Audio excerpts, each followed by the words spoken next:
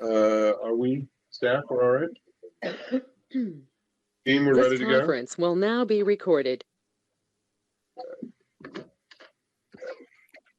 Good morning, everybody. The time is 10:01, and I call the March 23rd, 2023 Planning Board meeting to order. We have the following board members with us today. We have Vice Chair Bailey.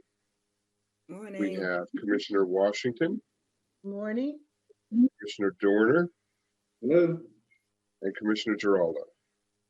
Good morning. I am Chair Shapiro, and please note that the deadline for all participant pre-registration and for all submission of materials and exhibits was 12 noon on the Tuesday before this planning board meeting. Registered speakers may join the meeting with a link provided in the email provided by the planning board office or listen by phone by utilizing the call-in number provided in the email. And of course, anyone may tune in to watch the planning board meeting via live stream.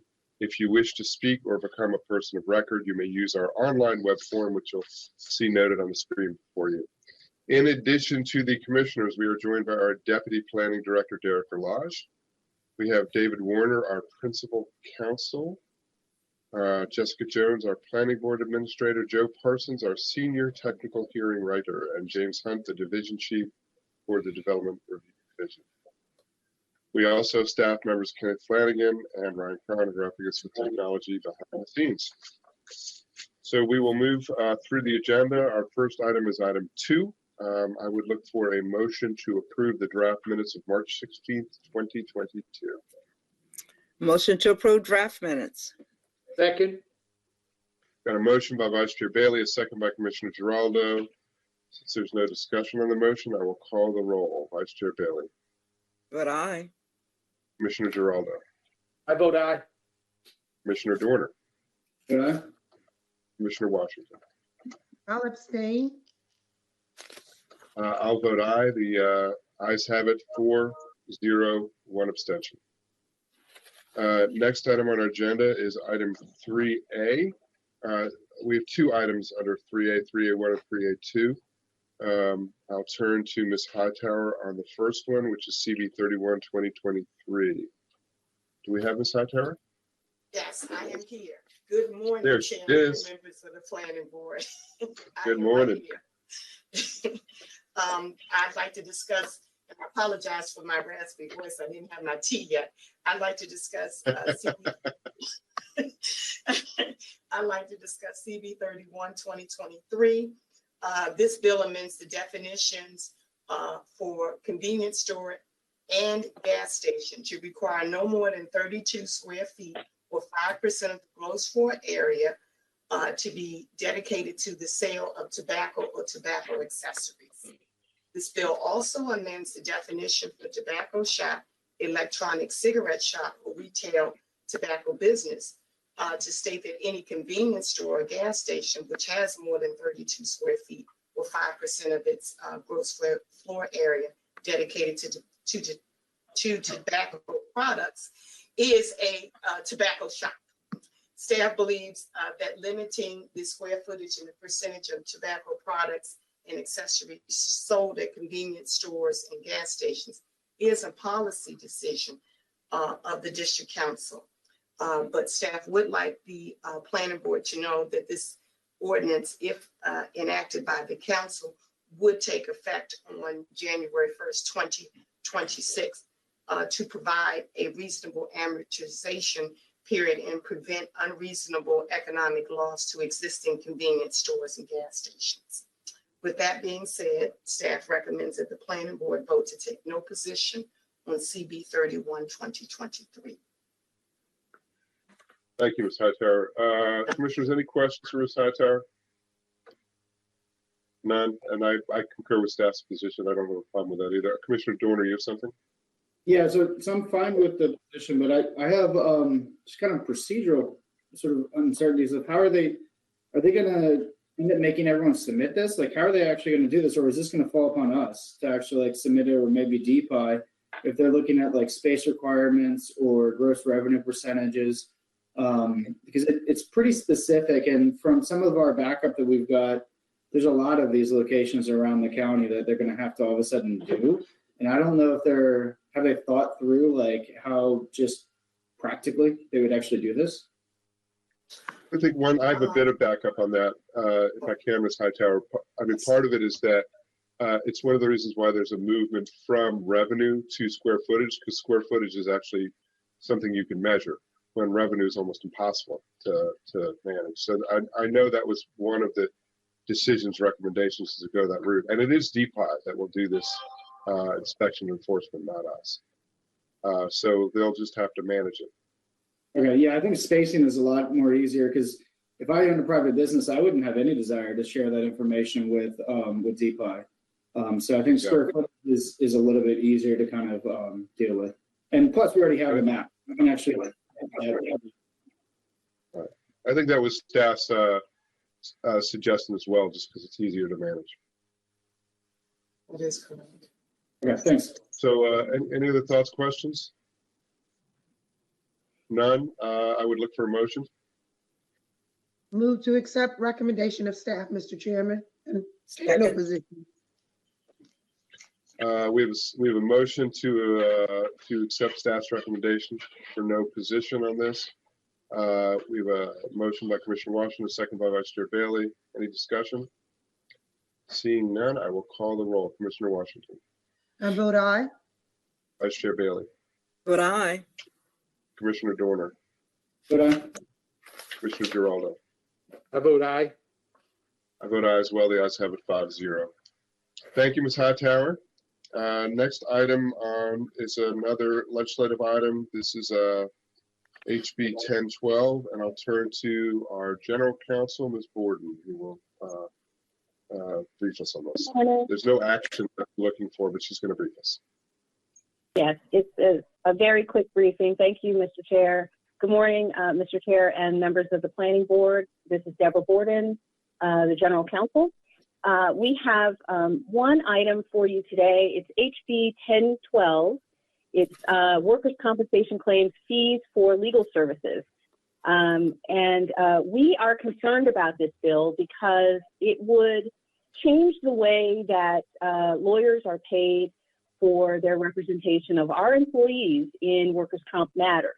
The way that it is right now, lawyers are paid out of the compensation payable to the covered employee. So when the employee's claim is heard, they receive a particular payout, and a part of that payout goes to their attorney, and it goes directly from us. We carve that out and we pay that to the attorney to make sure that the attorney does get their due payment.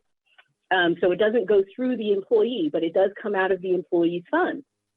The way that this bill is designed is it's saying that not only would the attorney get that money, but they would also have the opportunity to keep coming back and asking for us to pay them legal fees for any additional service that they provide to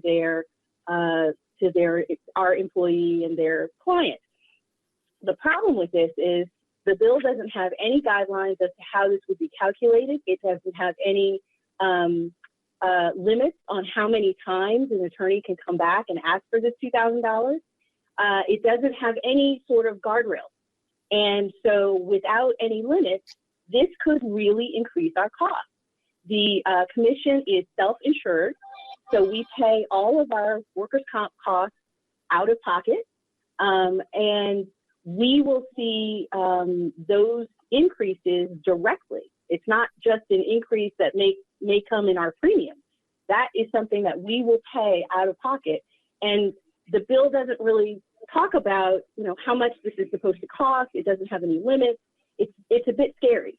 And so we wanted to make sure that we let the committee know that we're concerned about this, and that they maybe send this back for some more study or some more analysis, because while we know that this is a bill that applies to every employer, we just felt like it didn't get very much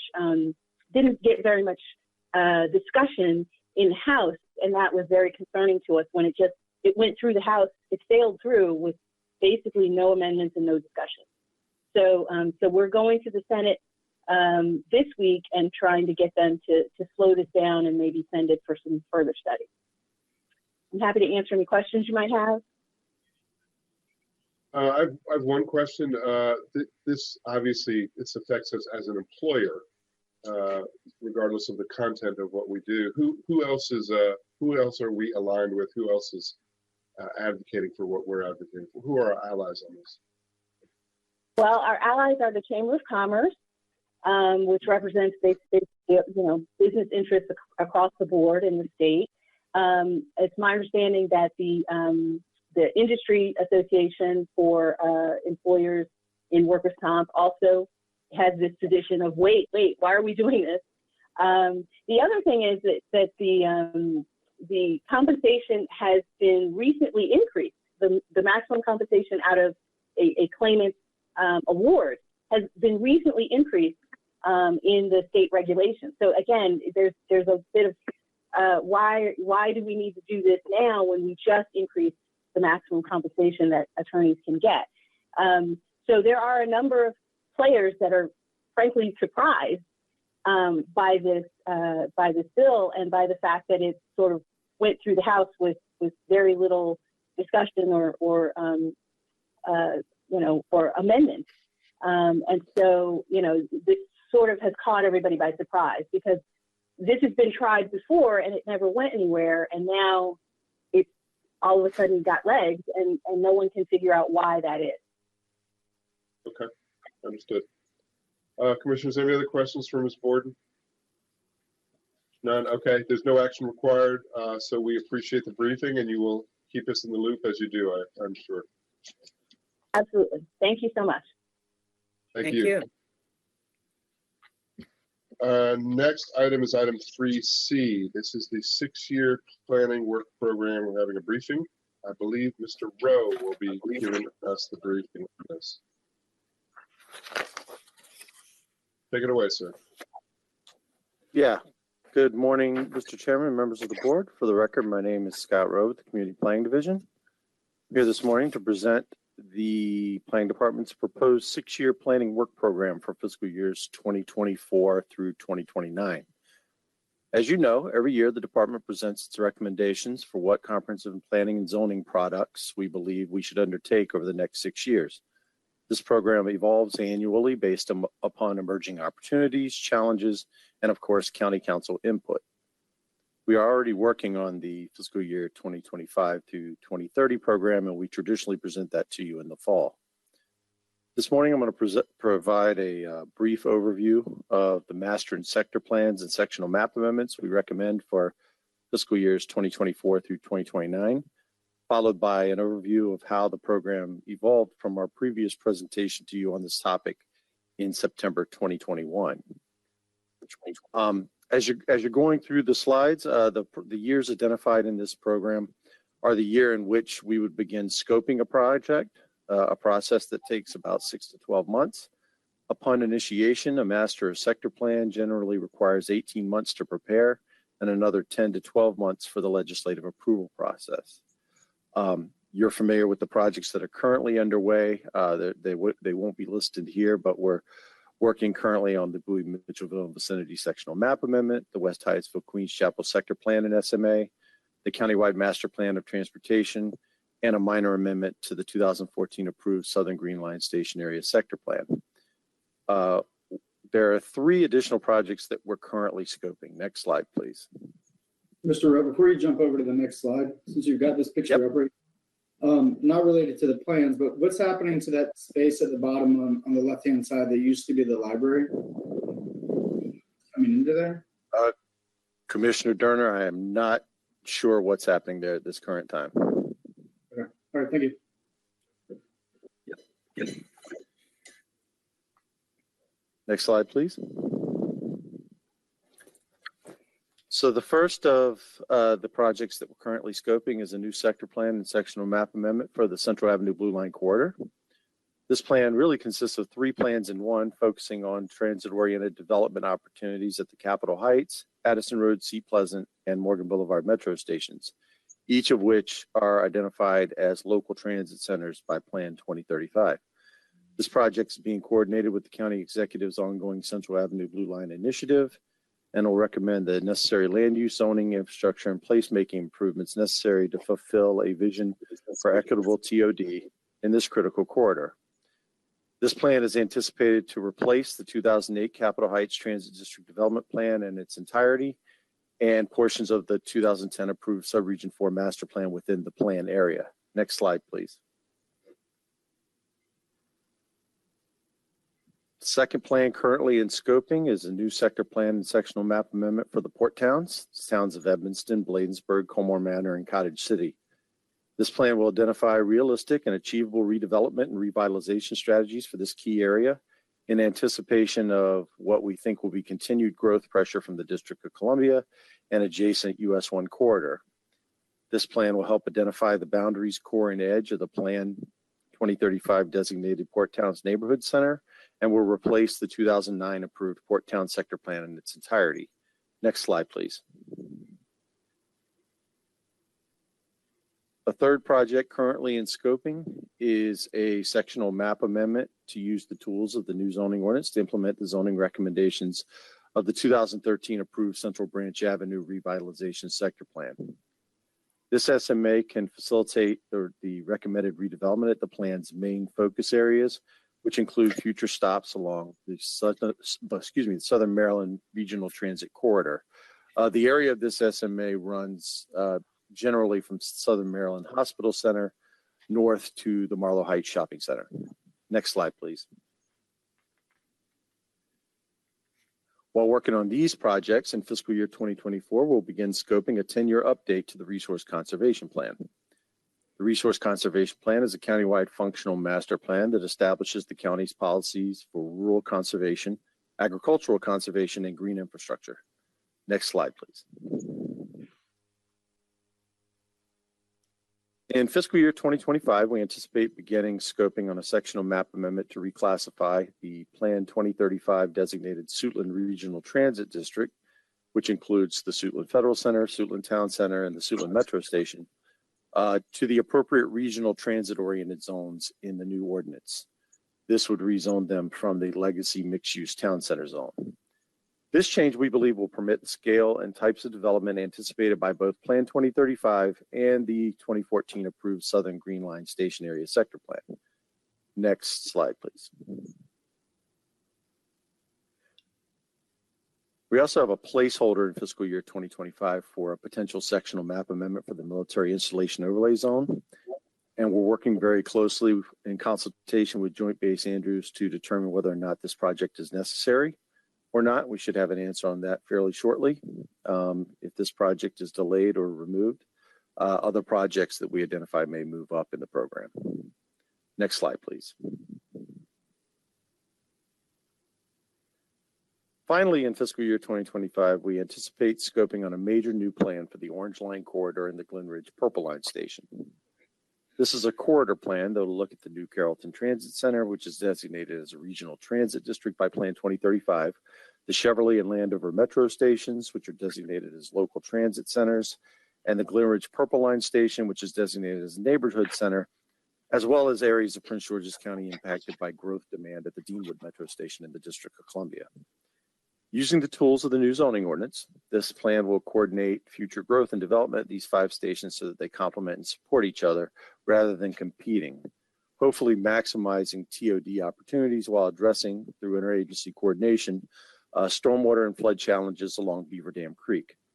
This plan will replace the 2010 approved new Carrollton Transit District Development Plan in its entirety and portions of the 1994 approved master plan for Bladensburg, New Carrollton and vicinity, the 2010 approved Central Annapolis Road Sector Plan, the 2010 approved Subregion 4 Master Plan, 2014 approved Landover Metro Area Maryland 202 Corridor Sector Plan, and the 2018 approved Greater Cheverly Sector Plan within the plan area. Next slide, please.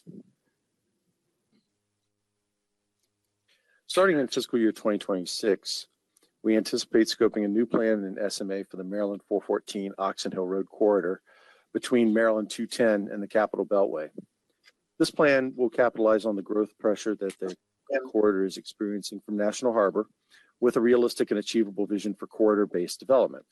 This plan will replace the 2006 approved master plan for the Henson Creek South Potomac planning area within the plan area.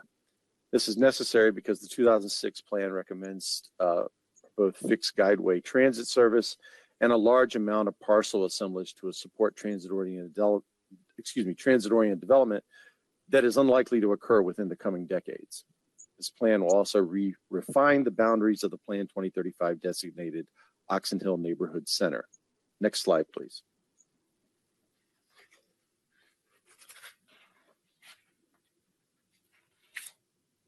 Finally, in fiscal year 2026, we anticipate scoping to begin on a new plan for the Southern US 1 corridor. This plan will capitalize on the success of the earlier Gateway Arts District to identify the next generation of redevelopment opportunities along the corridor. This plan will replace the 2004 approved sector plan for the Prince George's County Gateway Arts District in its entirety and portions of the 1994 approved master plan for Planning Area 68 within the town of Riverdale Park, with a coordinated plan that applies modern goals, policies, and strategies to facilitate redevelopment along US 1 and at the Riverdale Park MARC station.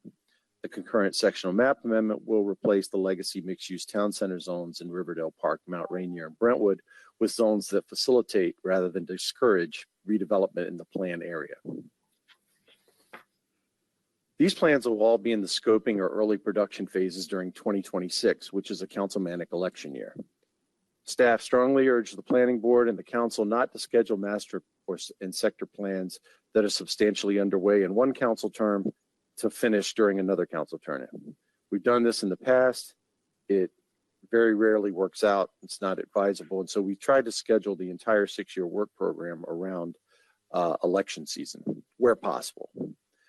So these plans and SMAs will be underway in fiscal year 2026, 2027, and 2028, along with some smaller projects that I'll get to in a minute. Next slide, please. Once those projects are nearing completion in 2029, we'll start scoping a new sector plan for the Naylor Road and Southern Avenue metro stations. This is a plan that anticipates development pressure growing along the Southern Green Line as the Anacostia and Congress Heights stations in the District of Columbia near build out. This plan and its concurrent SMA can use the tools of the new zoning ordinance to redefine the Plan 2035 Naylor Road Local Transit Center and the Southern Avenue Neighborhood Center, if that designation is still warranted, to support transit-oriented development that spurs revitalization of the area. This plan will replace the 2008 approved Branch Avenue Corridor Sector Plan in its entirety and portions of the 2014 approved Southern Green Line Station Area Sector Plan and the 2000 approved master plans for the Heights and vicinity within the plan area. Next slide, please. So the additional time that we've experienced that's required for approval of the West Hyattsville Queens Chapel Sector Plan and the Master Plan of Transportation, along with the insertion of the Central Avenue Blue Line Sector Plan and SMA and the Central Branch Avenue SMA into our work program by the County Council, necessitated several changes to the 6-year work program that we presented to you for fiscal year 2023. I'm going to summarize those in the table here. Several projects have slipped in timeline because of these projects, including the Southern Green Line Station Area Minor Plan Amendment, which was anticipated to be completed this year, but will slip into the next fiscal year. Next slide.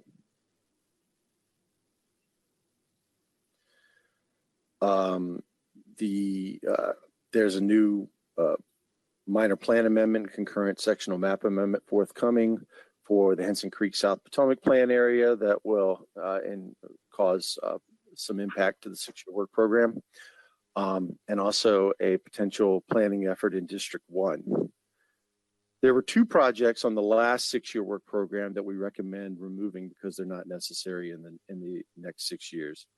The Northern Gate, a master plan and sectional map amendment for the Northern Gateway, and a sector plan and sectional map amendment for College Park and vicinity.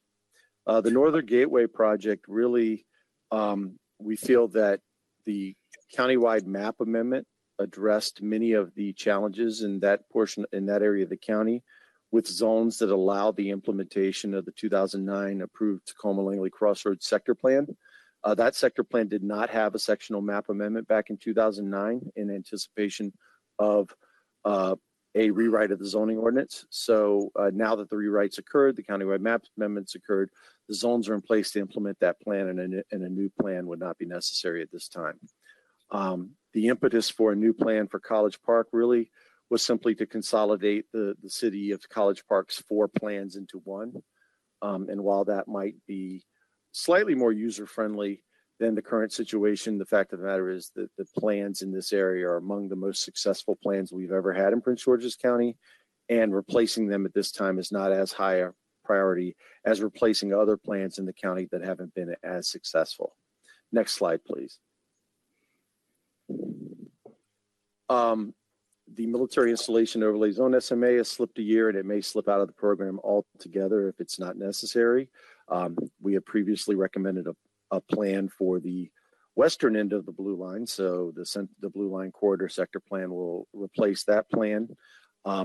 We do have some capacity in fiscal year 2026 to undertake a minor plan amendment if one is necessary.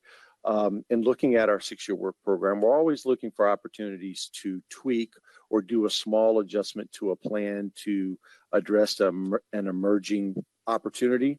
We feel like this is much more preferable than undertaking a 4-year master planning process.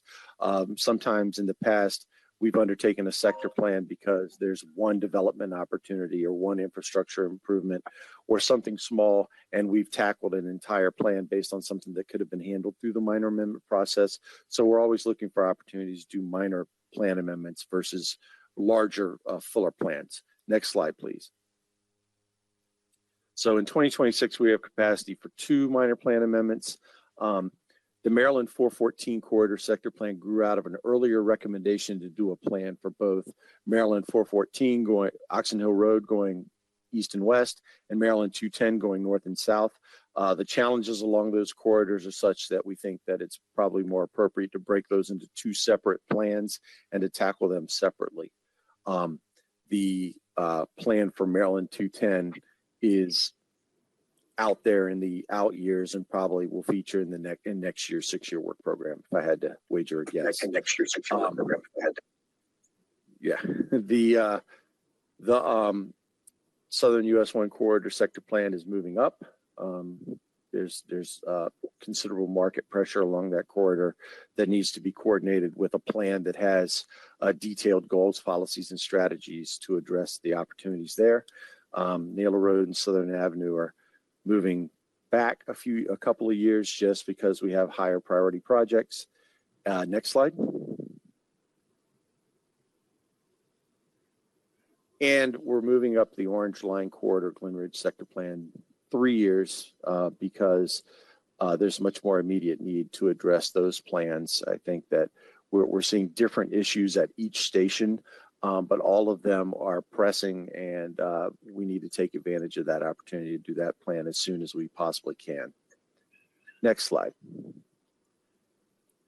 So as you know, we do a lot more than just master and sector planning. We're always looking for opportunities to present the other programs that the Community Planning Division offers that help move our existing 38 master and sector plans to implementation. A lot of times a community or an elected official will come to us with a challenge, and they'll be like, I've got this challenge in my community, I want to do a new plan. And we're always looking at ways to avoid doing something that's going to take a lot of time and effort and a lot of resources to address something that may be already recommended in an existing plan, just needs fleshing out a little bit. So these include our Plan 2035 implementation program out of our placemaking section, the Planning Assistance Municipalities and Communities program, our neighborhood revitalization sections, missing middle housing initiative, helping communities with the State Department of Housing and Community Development Sustainable Communities application. Next slide.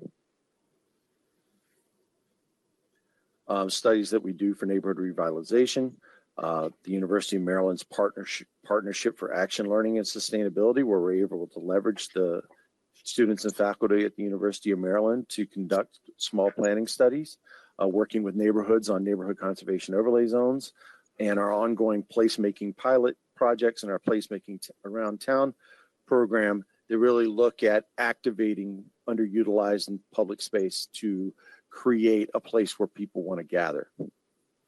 that concludes staff's presentation. Go on to the next slide with my contact information, and I'm happy to answer any questions the board may have.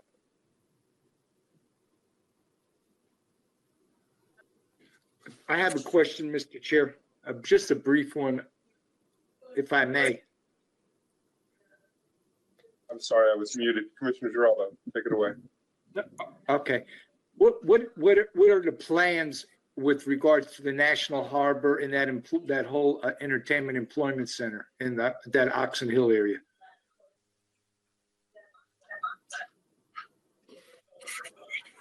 In which area specifically? In Oxon National Hill. Harbor? Yes. And So, Oxon Hill, broadly. so the plan that we're proposing for the Oxon Hill Road corridor would address those issues, really looking at how does National Harbor integrate into the broader Oxon Hill community, and also how is that corridor going to grow as a result of the concentration of investment and activity at National Harbor.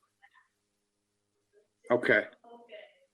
So one thing that I was, and I know it's been an issue, they're still not very pedestrian friendly, especially if you're coming over from the Oxon Hill side into the National Harbor. And I was wondering if you have any thoughts on that. Yeah, my thoughts is I agree with you, and that's something this plan would tackle. It's We're on the same page. that's Good answer, that's Mr. Rock. that's obviously something. I mean, we literally have a hotel, a outlet mall, and other things occurring along 414, and then walking down to National Harbor is challenging. So, yeah, it's something the plan would look at. It is.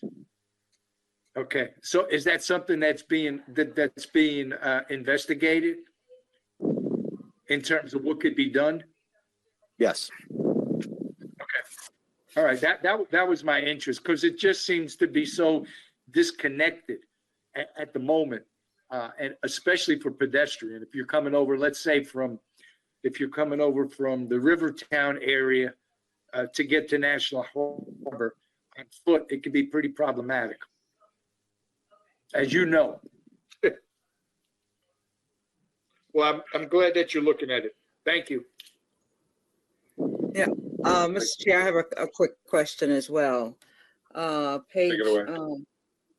15, Naylor Road, Southern Avenue, delayed due to more immediate plan replacement needs. Does that mean replacement needs there or someplace else? I don't quite understand. There are the other projects that are in the work program ahead of that project are in areas where the plan needs immediate replacement, or there needs to be immediate rezoning to meet needs that are out there now. Whereas were development to occur at Southern Avenue or Naylor Road, and they came in under the Southern Green Line Station Area Sector Plan, but the development would be, it'd be a step in the right direction. We think there's just a lot more that could be done at those two station areas to build on the existing plan.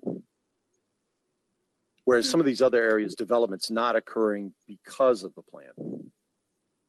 Okay. All righty. Thank you. Other questions? I've got a few.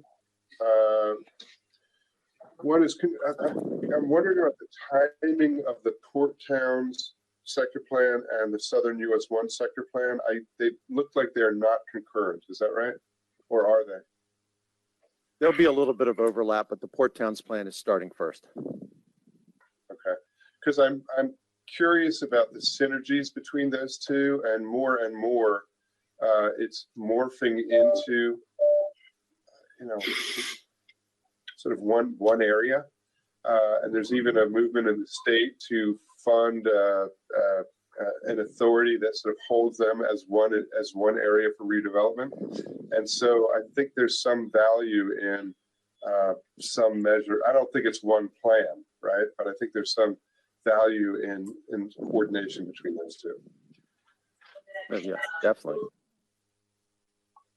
That was really Other question is this is a bigger question and a longer conversation, but you listed the Plan 2035 implementation, the planning assistance in municipalities and corporations, the sustainable communities, the placemaking around town, the pilot projects, all of these things that feel like they're little bits of different versions of the same thing. And I'm wondering if we're doing this in too piecemeal a way.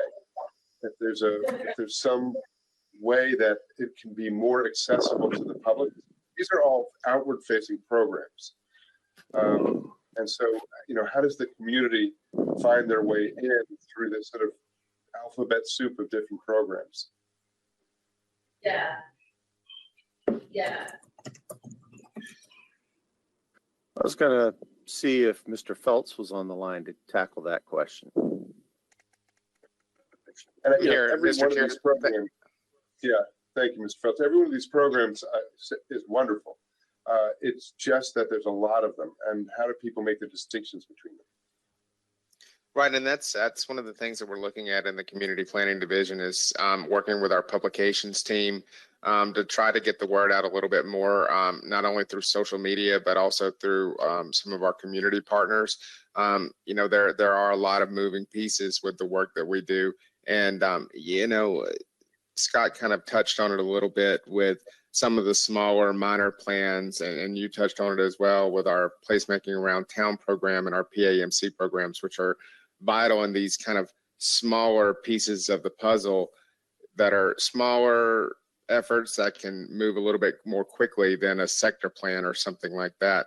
But one of the things that we're looking at is better ways to actually get that information out to the public and be more visible.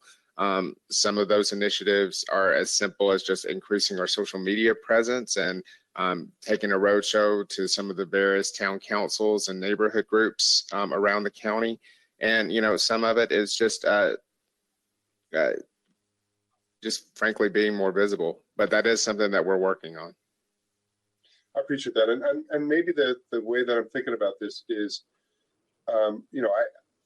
with what little knowledge I have around this, these programs all grew up through different initiatives and maybe little bits of different funding sources and different staff. And they're all wonderful programs, but there might be power in branding these as a program to the community. Right, and it gets away from the slightly siloed natures of these programs. The community would see them as and one or two initiatives that they can funnel into, and then we send it this way, we send it this way internally. But the brand, the message is, here's our resources for communities. Arguably, you could fold them all under planning assistance to municipalities and communities. And then they're just different pots or different staff that sort of pull out of that. I guess that's what I'm thinking. And, by no means a directive. I'm just curious about, if we can think about this in a slightly different way. Absolutely. And couldn't agree with you more. And, one of the things that we're trying to do here is focus on a solid mission and vision statement for our division. And one of those strategies is, getting the word out to the public and being more visible. And not only that, but, once we do a plan, once we do a study, keep the synergy going with that study that we develop in the plan making process and kind of flesh that out a little bit more in some of the implementation. One of the things we've looked at, and since I've been on with the commission, one of the things that we've heard, time after time after we go to these community meetings is, what is our role? What do we do? What do our plans do? Who implements the plans and how? And, really a bigger question, and it's one that I heard in Beltsville just last week, is whose voice is it in the plan? So one of the things that we're going to be working on is kind of a standard speech that we're going to give to introduce ourselves, reintroduce ourselves to the public. And hopefully that provides a little bit of clarity once we begin going out to the community. If it's anything that Beltsville taught me last week is people are hungry to see us out in the community again, and we're planning more in-person meetings. And so we're looking forward to that with these projects as they come through. And for my fellow commissioners, because you mentioned this to me before, I think the Beltsville community meeting was one where 150 people showed up. Is that right? Yeah, we had quite a few, just about 150. Wonderful. Great to hear. So include us in this dialogue a bit because, as we nail down the sort of brand around this, that elevator speech is going to be really helpful for us as we're out talking to folks in the community. Absolutely. And just to give you a preview of something that's coming up, you mentioned the PAMC program. I think at our next planning board meeting, Fred Stachura is going to be our supervisor that handles the PAMC program, is going to be giving a brief overview of that, some changes that we're wanting to make in that program, and kind of one of our success stories, recent success stories that we've had. So look forward to more of that as well with you guys. Okay, great. Thank you. Mr. Thanks for Chairman, that. Yes. if I just to add, please everybody forgive my voice today, but just to add a bit to what you were saying, and thank you, Mr. Phelps, for your comments. What I heard you say most of is you want to do a better job of communicating what you're doing to the community, which is wonderful. But if I heard the chairman say, and if I didn't, this would certainly be my point of view, I think we also need to rethink what we're doing in addition to communicating what we do. Follow me? No, absolutely. I agree. Yeah. Yeah, Commissioner, I feel like the structure is driving the message, and the structure is quite convoluted. Right. And we don't need to describe the structure better. We may need to restructure. All And right. That's that will exactly make our messaging right. easier. Exactly. Thank you. No, that's very helpful. I appreciate that. Great. Other questions for staff? I don't have any questions. I just wanted to add that I appreciate the mention of incorporating the university students. I think that's fantastic to get them involved, to just bring other like ideas that maybe we're missing or maybe are newer, kind of coming out of urban planning or other kind of disciplines that we haven't seen. It also gets them involved at an early stage of their career. So we get a view of like, how good are they? We want to pick them off when they come out and they graduate. And we can indoctrinate them on how we're doing things and how well we're doing them. So if they go to other regional places, they can preach the good word of what we're doing. So great on doing that, and please keep that up. Absolutely. Well said. Well said. Other questions? Okay, team, thank you very, very much for this presentation. This is just a briefing, so there's no action associated with it, but we appreciate the time and the effort and all the good work. And the conversations will continue. Thank you, Mr. Chair. Thank you. Thank you all. Commissioners, moving on to the next item, we have our consent agenda. We have items under 4B and 4D. Is there anyone here who wishes to oppose the staff's recommendations on item 4B and 4D, or are there any board members who wish to discuss any of these items? If not, I would Mr. look for a Chairman. motion to approve. Yes. Okay. After consideration of the records for items 4B and 4D, I move adoption of the staff findings and approval of these items on the consent agenda in accordance with the recommendation of staff. Second. Got a motion by Vice Chair Bailey, a second by Commissioner Washington. Discussion. Seeing none, I'll call the roll. Vice Chair Bailey. Vote aye. Commissioner Washington. Vote aye.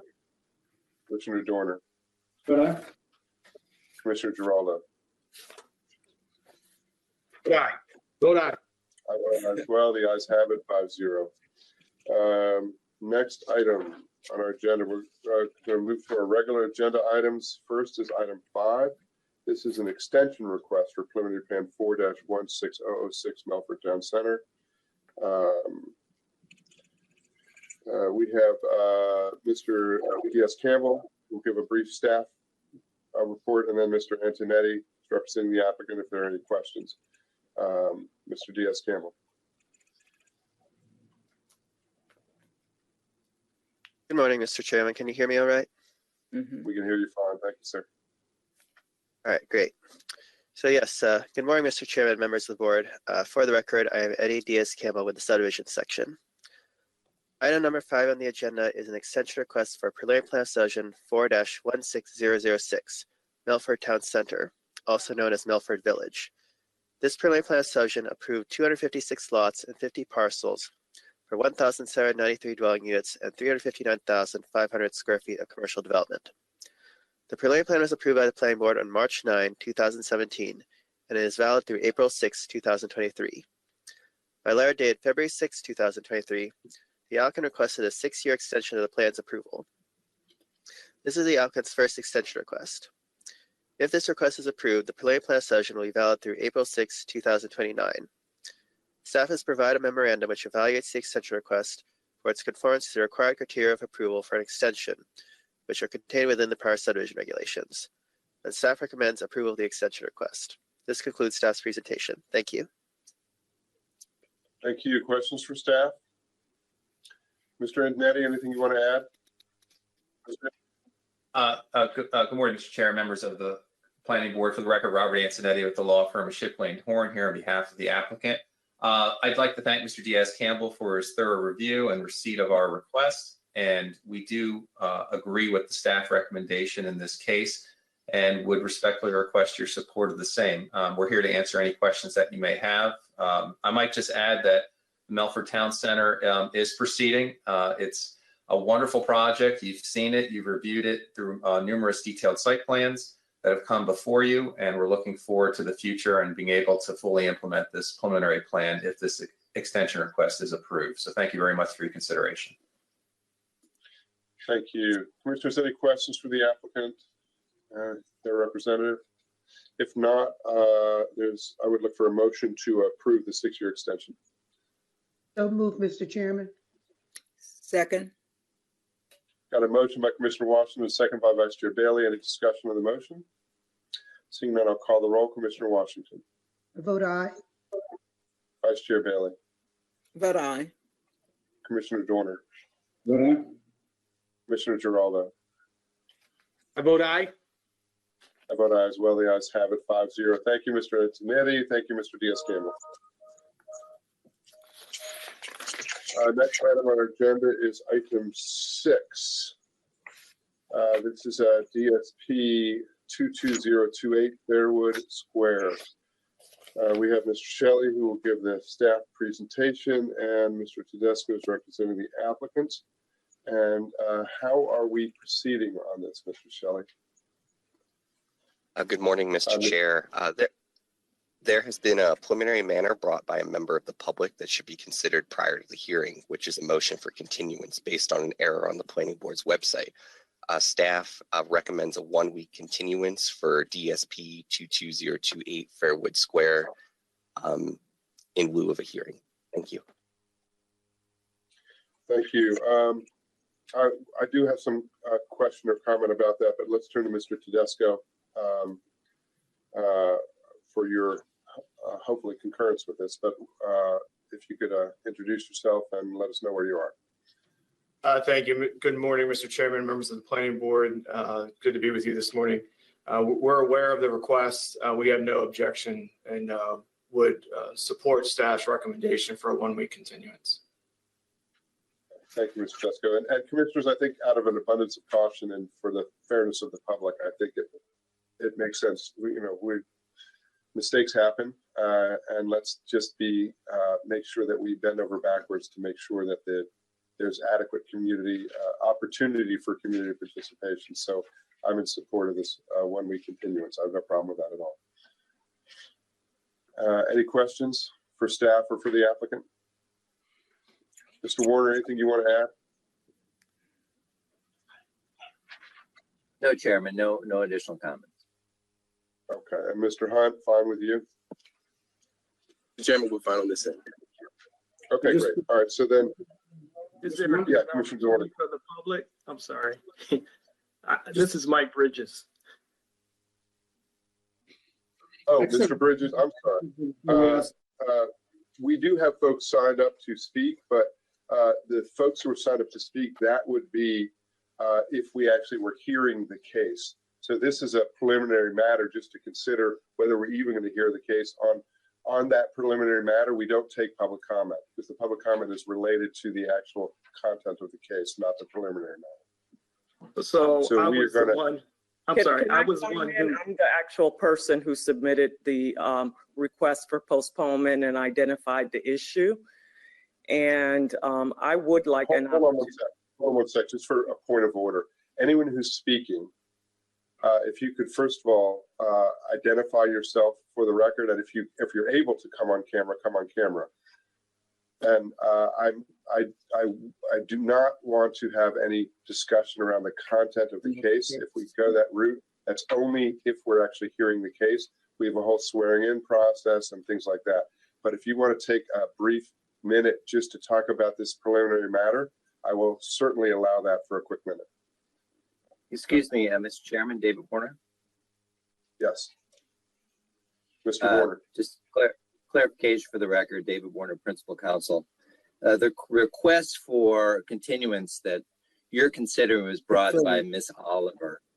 Mr. Bridges sent something in after the deadline requesting continuance, but it's actually Ms. Oliver's request.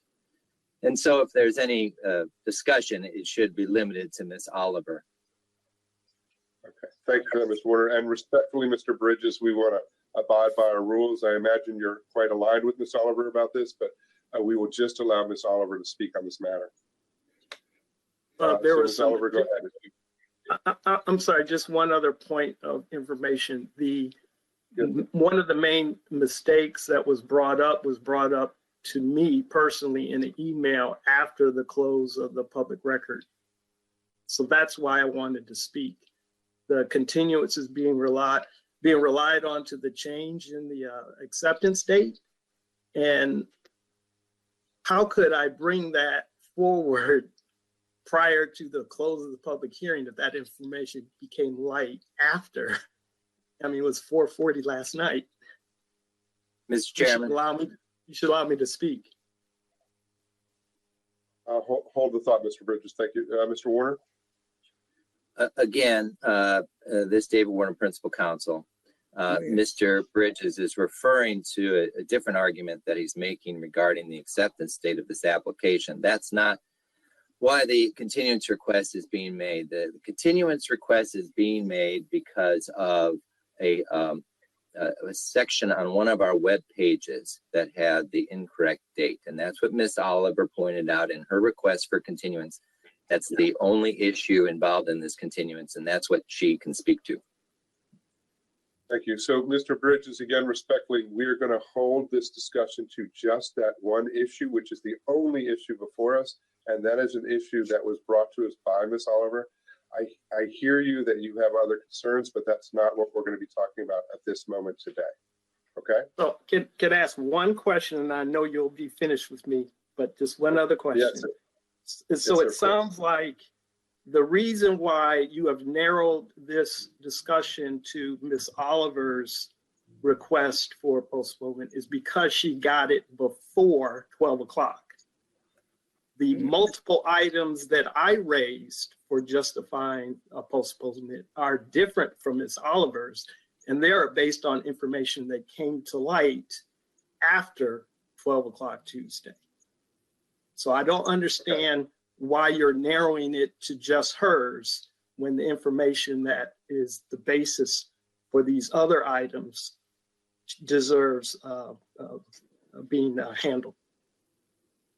I hear you. And what is before us is Ms. Oliver's request for the continuance. And that's what we're going to take on.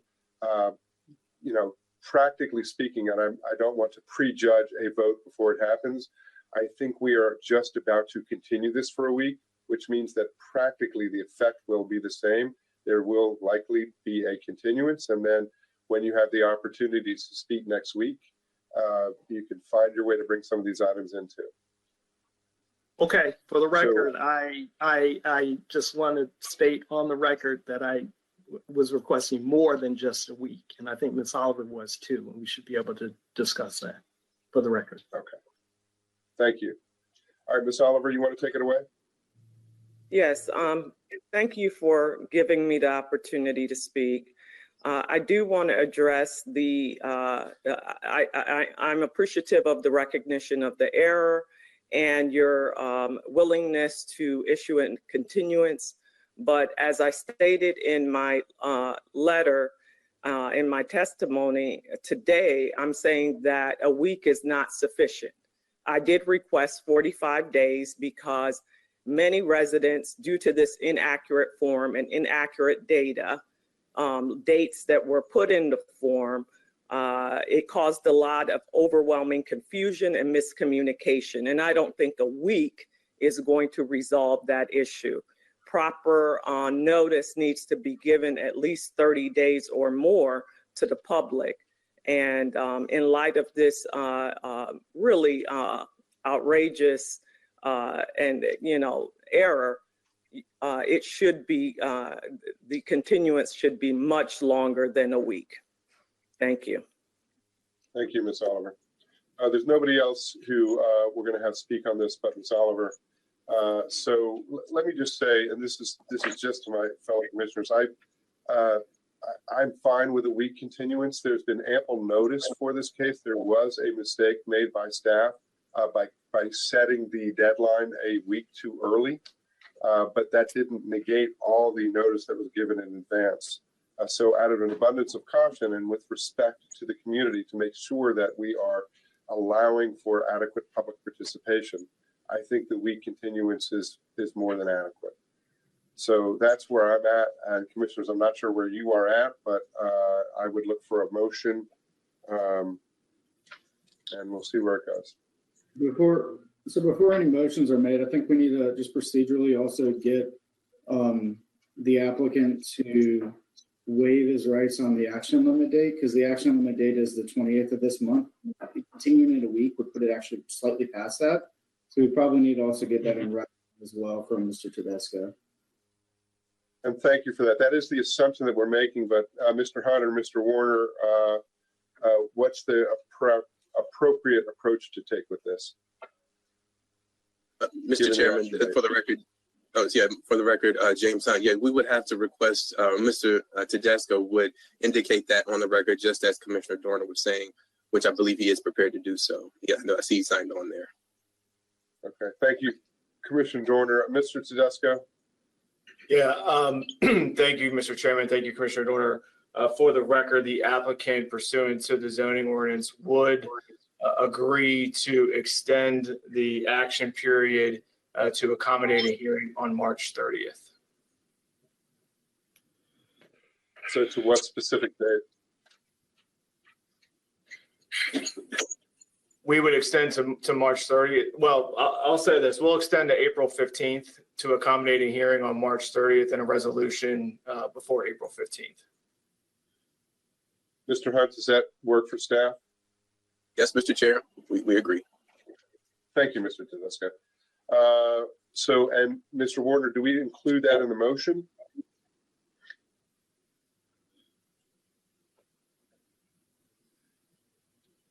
No, Mr. Chairman. The motion should just be to continue the case for 1 week to March 30th, give it a date certain.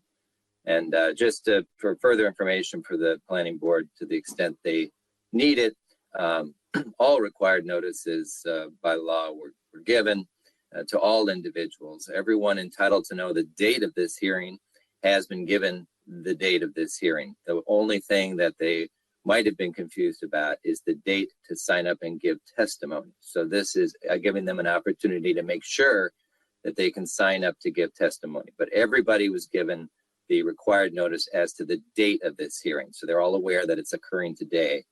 And that's why 1 week is certainly sufficient to meet any irregularities with the website. Mr. Chair, if I may interject, I was not given notice of this, and I am a party of record. This is Sean Suhar. Mr. Suhar, we're under discussion with just commissioners, but thank you. So hold back. Okay? Thank you very much, sir. So commissioners, what's before us is a continuance to March 30th for this hearing. It's a 1 week continuance. And the applicant, we've heard from the applicant that he is waiving the deadline. So for the action deadline till April 15th. So I'll look for a motion on the 1 week continuance. Move to approve, Mr. Chairman, continuance for 1 week to March 30, 2023. Second. We We got a motion by Commissioner Washington and a second by Vice Chair Bailey. Any discussion on the motion? I'll call the roll. Commissioner Washington. Vote aye. Vice Chair Bailey. Vote aye. Commissioner Dorner. Vote aye. Commissioner Giraldo. I vote aye. I vote aye as well. The ayes have it 5-0. And Mr. Suhar and Ms. Oliver, Mr. Bridges, and others who may be listening, again, this will be taken up in 1 week. As I concur with our principal counsel, Mr. Warner, where all the adequate notifications were given and all the opportunities for input, and there was an error related to the deadline for signing up, and that's why we're correcting this and extending it a week. So thank you, everybody, for your participation, and I'm sure that we will see you all next week when we take this hearing up. Can I ask a question? How will the new date be, how will residents be notified of this new date? Mr. Hunt, can you help with that? Mr. Chairman, from today's hearing, that of course was on the record here. In addition, I believe I have to confirm with staff, but I believe a notice is mailed out today to those parties of record as well to let them know. But I'll confirm that. And, but to answer Ms. Oliver's question, I will get back to her to confirm that. But typically, that's from my understanding what typically happens. We send a mailing out to the parties of record to let them know that of the request of the continuance that's taken place. And if we can, if there's a way to go one step further and assist with some kind of email communication as well, so we can, in fairness, we can get this out as broadly as possible. And again, the mistake was limited to this one piece around when folks could sign up. But let's just bend over backwards and make sure folks know about this hearing in a week. Okay.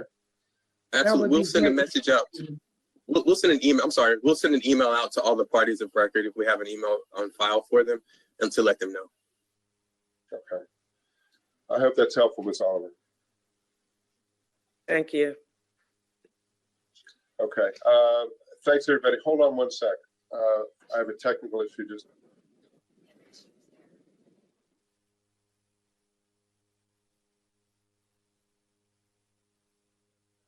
Yeah, staff is reminding me, and this is for the folks in the public too, that you do not have to resubmit any materials or re-sign up if you've already signed up. So if you have signed up in the past, you are signed up for the hearing on the 30th. And all materials will be and continue to be in the record. Okay. Thanks, everybody. So new material gets accepted Tuesday before? Yes, new material gets accepted Tuesday before. Yes, new material gets accepted Tuesday before. 12 noon Tuesday before. Any old material that you've already submitted, it's already in the record. But you now have another week to submit new material by Tuesday at noon. Is that correct, Mr. Hunt? Not quite a week, right? Correct. You have, I'm sorry, for the record, James, you have up until 12 noon on this coming Tuesday to submit information into the record, additional information into the record. Okay, thanks, thanks everybody. I'm sorry. Go ahead. I just received confirmation from staff that typically we send a letter out to the parties of record if the continuance request is at least 2 weeks out, because of the mail. If mailing goes out, it has to get adequate time to get to the person.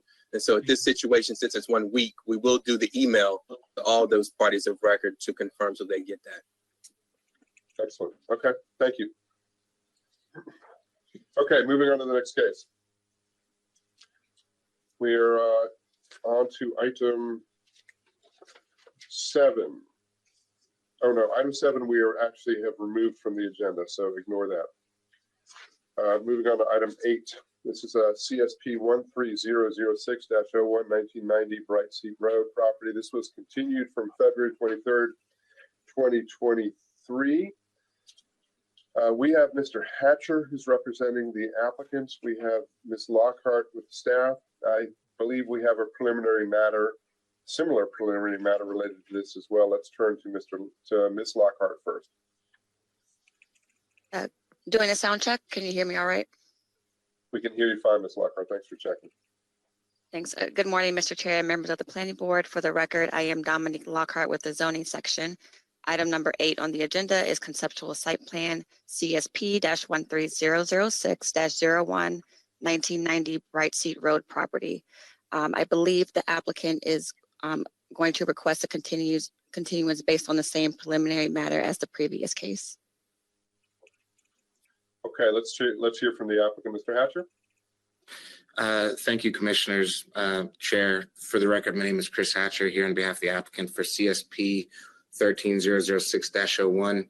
In an effort to avoid any potential appealable issues, the applicant respectfully requests a 1-week continuance to have the hearing on March 30th with a subsequent resolution after that.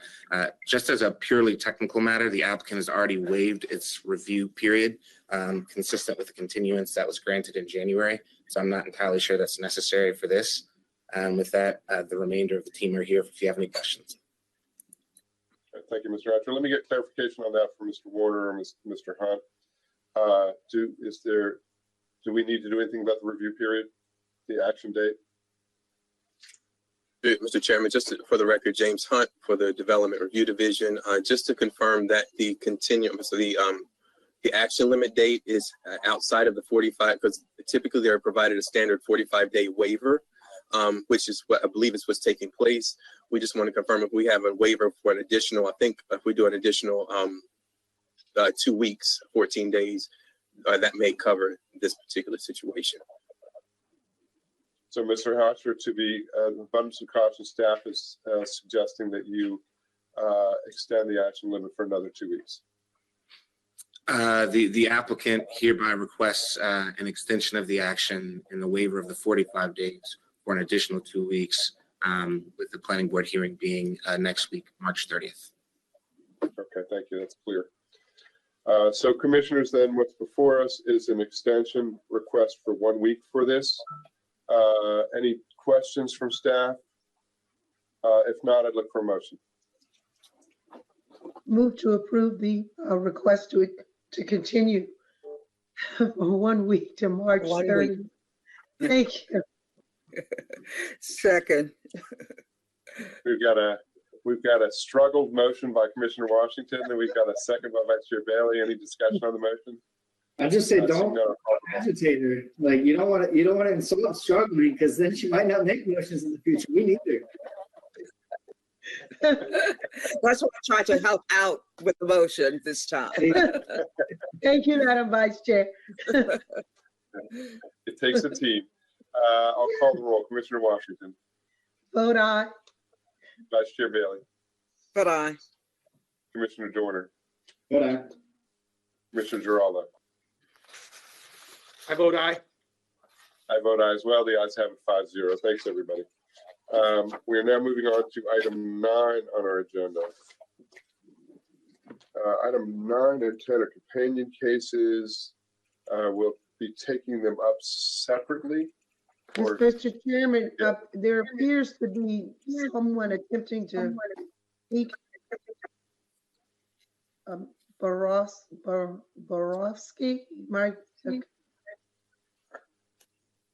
Yeah, Mr. Borowski, I saw your hand raised. We were not taking any comments on that previous case.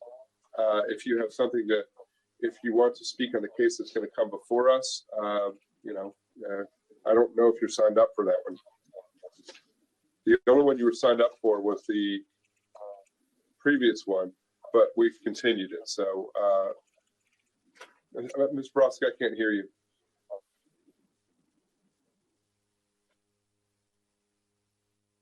Can't hear. Hey, I'm sorry. I can't hear anything you're saying. None of us can. Well, I assume none of us can.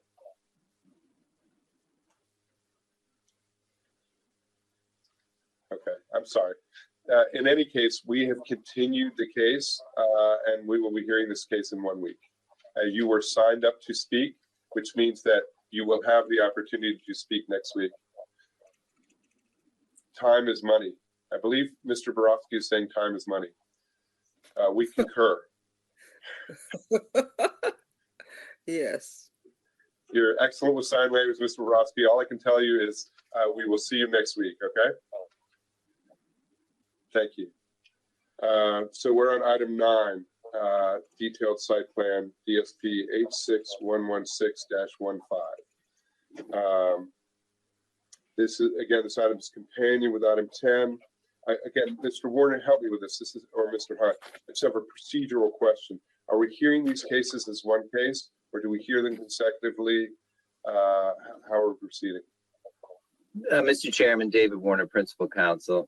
The two cases are listed separately, but you hear them all at the same time. So this will be a hearing on both 9 and 10, but they are listed separately. Thank you. All right, so we are, they are listed separately, and we're going to hear them as one case. We have Ms. Lockhart, who is the will give the staff presentation. We have Mr. Hill, who is the applicant, and Mr. Tauba's attorney. I'm not sure if Mr. Tauba is here as well. This is an evidentiary hearing, so we're conducting this. When we do this, we require those intending to provide testimony to take an oath. So at this time, I would ask all persons intending to provide testimony to raise their right hand. Do you solemnly swear or affirm that your testimony will be the whole truth and nothing but the truth? Yes. Okay. I heard a yes, and I saw 2 head nods. Thank you, Ms. Hill. Thank you, Ms. Felder. Okay. Everyone is sworn in, and let's turn to staff. Ms. Lockhart. Yes. Good morning, Chair Shapiro and members of the Planning Board. For the record, I am Dominique Lockhart with the zoning section. Items number 9 and 10 on the agenda is detailed site plan DSP-86116-15 with the companion case conservation plan CP-22002 for Waterside Subdivision, Hill Residence. The application consists of construction of a new 2-story single-family dwelling. There are also 2 associated variance requests for disturbance of steep slopes and woodland clearing in excess of 30%. As a matter of housekeeping, the additional backup includes a letter from the applicant's attorney dated March 15th, the applicant's presentation, and a letter from the Critical Area Commission dated March 20th. Next slide, please. The site is located in Planning Area 80 in Council District 8. Next slide, please. More specifically, as outlined in red, the site is located at 8215 Waterside Court near the intersection of Waterside Court and Cagle Place. Next slide, please. The site is currently located in the RR Rural Residential Zone. Under the prior zoning map, the site was also zoned RR. Next slide, please. Thank you. The overlay map shows that the entire subject property is located within the Chesapeake Bay Critical Area Limited Development Overlay Zone. Next slide. The aerial photograph shows the subject site is currently wooded and undeveloped. Next slide, please. The topography map shows the site contains steep slopes throughout the property, especially along the rear property boundary where the lot is adjacent to the Potomac River. Next slide, please. The site is not currently located near any master planned rights-of-way. Next slide. This slide shows a closer bird's eye view of the undeveloped site outlined in blue. North of the site is a single-family detached residence. To the south, the site abuts Out Parcel A, which is currently vacant and vegetated. Out Parcel A is owned by the Waterside Subdivision Homeowners Association and will remain undeveloped. The Potomac River runs along the rear of the subject property. Next slide, please. This slide shows the Waterside Subdivision Block A plat with the subject property outlined in red. The Waterside Subdivision was approved by the Prince George's County Planning Board in 1985. At the time of final plat, 30 lots were platted for development. Since that time, numerous minor revisions to the DSP have been approved by the planning director as outlined in the staff report. Currently, 3 vacant lots remain, which are all located within Block A. Those are lots 6, 7, and 14. Revision 11 of the original DSP was approved by the planning director in 2004 for a single-family detached dwelling on the subject property, also known as Lot 7. Detailed site plans have a validity period of 3 years, and since the site was never developed, the approved site plan for this lot expired in 2007. Next slide, please. This slide shows the existing conditions of the site. The gray shading represents areas of the site containing steep slopes. Next slide, please. The slide shows the conservation plan and all proposed improvements. A new single-family detached dwelling with a 3-car garage, driveway, and stormwater management system will be constructed. No work is taking place within the primary and secondary buffers with this application. The proposed boat pier will be reviewed and approved by the Maryland Department of Environment. The next 2 slides will go over each of the requested variances. Next slide, please. This slide shows the grading exhibit submitted by the applicant. Outlined in red is the previously approved grading limits from the 2004 DSP. Outlined in blue is the previously approved dwelling and retaining wall from the 2004 DSP. These outlines are overlaid on top of the proposed development, which is shown in black. Since the original subdivision was platted in 1985, and since the previous DSP was approved for the lot in 2004, additional regulations have been added to the Chesapeake Bay Critical Area Ordinance. Additional updates enacted by the City Council also includes the variance criteria standards, CBCA ordinance, and stormwater regulations. The subject property is being reviewed and evaluated based on the codes in existence today. The current plan proposes to remove 52% of the developed woodlands. The variance request is due to the code section that prohibits clearing in excess of 30% of a natural or developed woodland for properties located in the LDO zone. The disturbance area permitted on Lot 7 in the 2004 DSP was noted as 8,550 square feet. If the same square footage of disturbance is allowed for the subject application, the woodland clearing amount would be 40.5%. Although the 2004 DSP is no longer valid and does not govern this application, it serves as an example of a development proposal that was approved while requiring less clearing than the currently proposed 52%.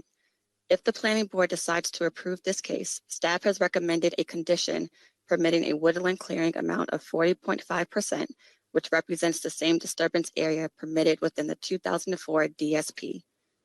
In addition, the Critical Area Commission has provided a letter to the board dated March 20th and is included on pages 99 through 100 of the additional materials package. The Critical Area Commission supports staff's position that the maximum woodland clearing of 30% should be applied to the subject property. Each individual development activity must be reviewed for compliance with all critical area development standards. Next slides, please. Thank you. This slide shows an exhibit representing the location of steep slopes highlighted in red. The variance request is due to the code section that prohibits development on slopes greater than 15%. Development of the lot without impacting any of the steep slopes is impractical. While the subject lot cannot be developed without any impact to the steep slopes, the current development is not the minimum necessary. Additional measures are available to reduce the amount of impervious surface area on the lot, which would in turn reduce the amount of development on the steep slopes. Staff is not in support of both requested variances for the reasons previously stated, which are also outlined in more detail within the technical staff report. Next slide, please. This slide shows the proposed front and rear elevations for the new single-family residence. Next slide.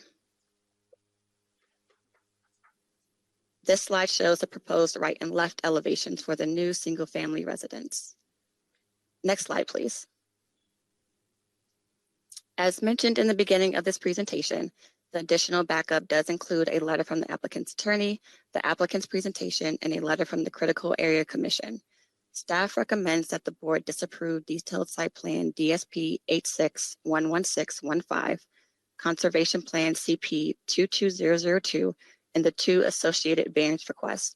If the planning board does decide to approve the case, staff has recommended a condition, specifically condition 1A, permitting a woodland clearing amount of 40.5%, which represents the same disturbance area permitted with the 2004 DSP. This concludes staff's presentation. Thank you. Thank you, Ms. Lockhart. Commissioners, questions for staff before we hear from the applicant? No questions. Thank you, Ms. Lockhart. I'm sure we'll be back to you. Mr. Hill, are you represented by an attorney or representing yourself?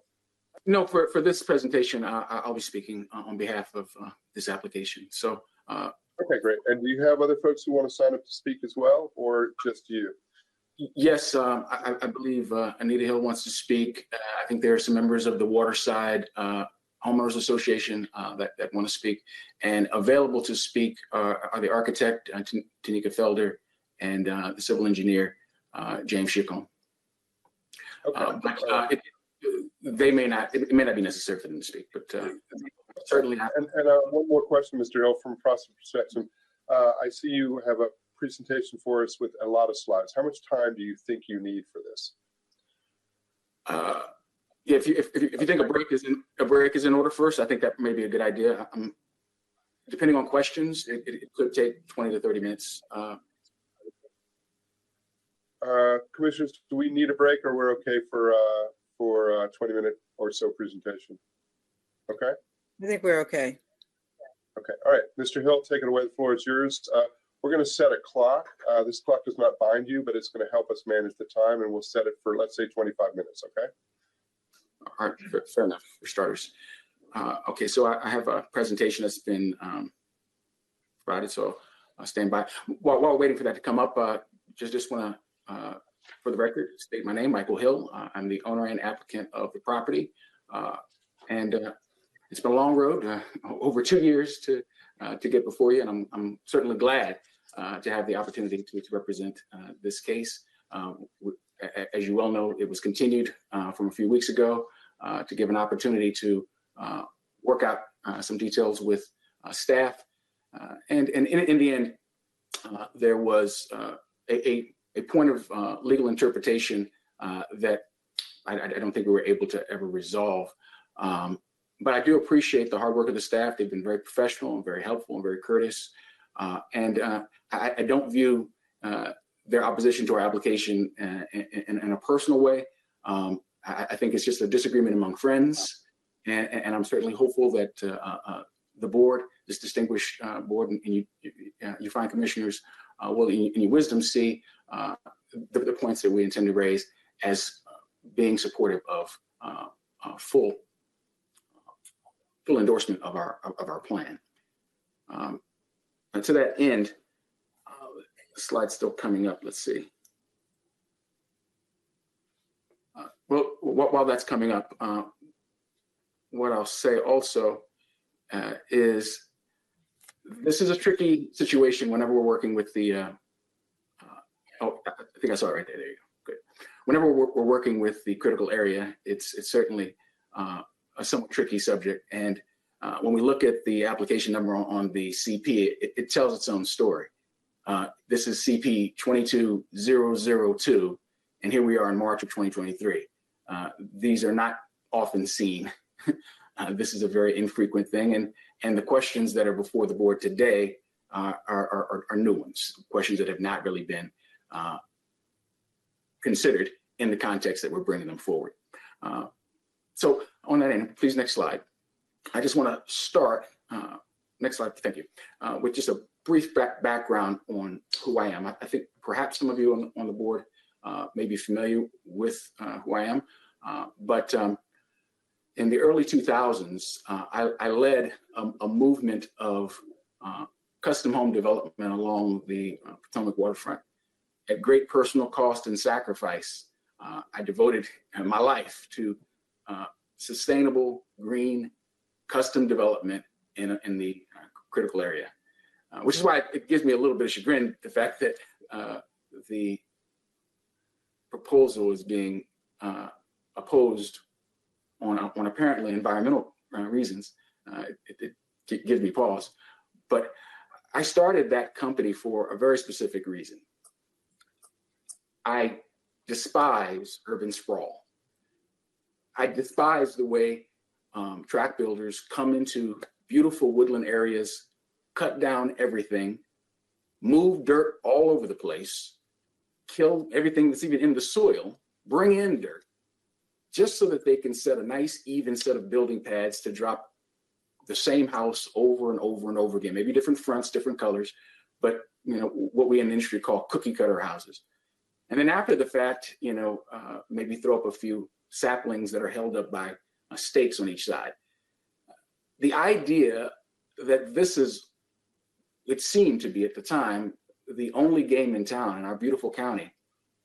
And even on our most precious properties along the environmentally sensitive areas like our Potomac waterfront, and Swan Creek waterfront, and Broad Creek waterfront, it was because of that I started the company. And also it's because of this reason that I was one of the founding members of the Minority Building Industry Association, together with a few other African-American builders. And we set out to do something better. I have never built the same house twice. And I have never made God's good earth fit my house design. I've always designed the houses to fit the topography and keep as many trees up as absolutely possible. In fact, I even had issues with my subcontractors sometimes. As you can look at in some of the pictures, look at how close these mature trees are to these houses. That's the way I build houses. That's the way I've always built houses. Tricky slopes, sometimes we need variances and whatnot. But that's my approach, and that's the approach that I have here. And another incidental point that's worth mentioning is because of my focus on building custom homes in the critical area, between 2000 and 2010, it is a simple matter of fact, as far as I'm aware, that there's no other custom builder that did more conservation plans than we did through our brands, Emerge Homes and Extraordinary Custom Homes. Next slide, please. Next slide, please. Thank you. So what are we talking about today? Today, our objective is very, very simple. You have before you a longtime county resident who loves our county and wants it preserved and beautified continually. I just want to build my own home, a home that I've designed to fit the topography of Lot 7. In the back and forth with staff, got kind of caught up in the legal interpretation of one word. And we didn't really go through the full thing as we're going to discuss today. And I think as we look at the full picture, perhaps even... Mr. Hill, let me interrupt you a second. I think Commissioner Giraldo has a question or a comment. Yeah, I do. I just wanted, for purposes of transparency, I just wanted everyone to know that I did represent Mr. Hill several years ago in a property case. So for purposes of transparency on the record, but that will not affect my fairness. I'm going to apply the law as I see it. Okay. So to be clear, this is not a recusal. You just want, for the record, you just want to note that there's that connection from a while back. Yes. Okay, that's clear. Thank you for that. I appreciate the transparency. Mr. Hill, I apologize, and you continue. No, I appreciate that disclosure, because if nothing else, I hope it can attest to the veracity of what I'm describing as someone who's directly familiar, even though we've had no contact in at least 15 years, I think. Yeah, I would say about 15 years. So I don't know, Commissioner Giraldo, I would say about 15 years or so since our last contact. But I think, let me speak for Commissioner Giraldo on this. I think the point that he's making is that he feels confident that he can not bring his past experience into this, and he can continue to be an impartial judge for this case. So the past experience that you have is what he's saying he will not have relevant to this. Perfect. That sounds perfectly acceptable. Thank you, sir. All right, please continue. Mr. Chairman, appreciate your clarification. Sure. Okay, so so back to my thought. The design here that I'm presenting to the board for approval is something that addresses something that the original planners really requested 38 years ago for lots 5, 6, and 7, all of which had very unusual topographical conditions. It was suggested and put into the permanent record that these houses are going to require a little bit more attention. That the idea of just slapping another cookie cutter on these lots is probably not going to be adequate. But just to be clear, as highlighted in my second point here, what is before the board in my request is essentially unchanged from revision number 11 that was approved for Lot 7 to receive a new single-family home. It was already approved as a minor revision to the DSP that has been continually evolving over the last 38 years. But to date, no one has addressed the real topographical conditions until the design that we put forth. To that point, we believe that there are some errors and omissions in the staff report that warrant the board's attention and that ultimately support our petition for approval. We don't believe that these errors, omissions, or characterizations were in any way malicious. We just believe that they were the result of oversight, whether they felt it was necessary to exclude context because of what was addressed by Ms. Lockhart in her statements about looking at the subject lot only. I believe she made reference to the March 20th letter from Mr. Harris from the Critical Area Commission, which we'll circle back to that because we find it actually his letters helpful to our arguments, not to actually contrary. But the point of this presentation is to look at the legal discussion that we have, and I want to read into the record the letter from Mr. Taub from O'Malley, Miles, Nowell, and Gilmore, very experienced land use attorney, and his view based on that part of our discussion. But in the end, what I believe will probably be the conclusion of you distinguished commissioners is that this is an area that discretion is certainly appropriate. And if discretion is the case, then we would simply ask that discretion be applied in behalf of a citizen, a member of our community. Next slide, please.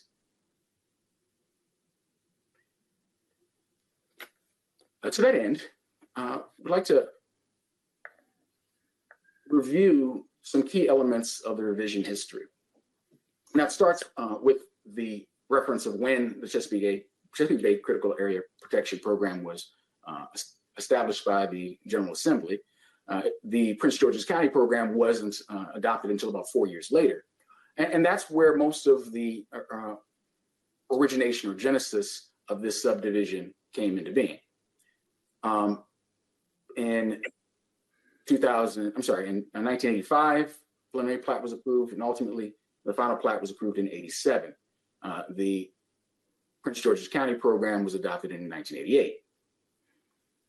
That being the case, by the time the first revision listed here took place, the critical area program for Prince George's County was in full effect. Under CB 72, 1987, it was adopted into the ordinance, and it was through reference enforcing the CBCA Conservation Manual. Now, it's noteworthy that the 1987 CBCA Conservation Manual, which was applicable through reference to the zoning ordinance, dealt with the very issues that are at stake today. Steep slopes were addressed, woodland clearing was addressed. In the staff report, numerous references are made to CB 75 2010 as being a sea change. But we would suggest that it was actually not a sea change, but rather a evolutionary versus a revolutionary change. And that the fundamental facts of the requirements for conservation plans, requirements for woodland calculations, the limitations on woodland clearing, the limitations on development in steep slopes, all those were established through the Conservation Manual. And it was the 2010 bill that actually moved that information from the Conservation Manual directly into the zoning ordinance, but not materially changing the content. So with that being the case, revision 1 took place. No conservation plan was required of the applicant. No variance was required of the applicants. Same thing with revision 2, revision 3. Those took place in 1990. We fast forward 5 years. Interestingly, in those 5 years, the DSP did not expire. And yet, additional revisions took place. Revision 4 and revision 5 in 1995. Then we fast forward another 7 years. Another revision. Mr. Hill, let me jump in for a second, just for the clarification. I imagine I'm speaking for myself, but I may be speaking for my board members as well. I'm losing the thread of your argument a bit, because what I think I'm hearing you say is that you feel like you do not need to be held to the current standards. Is that where you're going with this? It's an argument, certainly, that this lot was previously grandfathered, and yet in this instance it's not. So that's certainly an argument, but I think part of it is just to show that for 14 revisions, all of which were described in official resolution as, and I quote, numerous minor revisions to the DSP, approved by the planning director, as the designee of the planning board. That was verbatim the description of 33 years of revisions to this DSP, including the revision that established the house on lot 7. In fact, revision 7 is the most significant of all, because revision 7 was when the Rocky Gorge builders bought block A and B and built the subdivision as it exists today, with the exception of the lots that Ms. Lockhart noted were still vacant. This entire redevelopment with establishment of totally new house designs, changes to the LOD, and just dramatic changes were all characterized as a minor revision. And yet, even for this huge impact, no conservation plan was required, no variance for the disruption of steep slopes, lot coverage that is in many cases greater than the lot coverage of the proposed, none of which garnered the effect that my application has garnered. Albeit, but Mr. Hill, I want to keep this on task, because I hear you loud and clear now, which is what I'm hearing you say is that you believe that you are not required to be held to the current standard, and you're describing why you believe that's the case. Really, this is just one of the foundational points of an argument that I'm actually building toward. But just to establish, I'm mindful of the time, and also that I don't want you to be repetitive, because if that's the point, we hear the point. Okay, all right, fair enough. Then please, the next slide.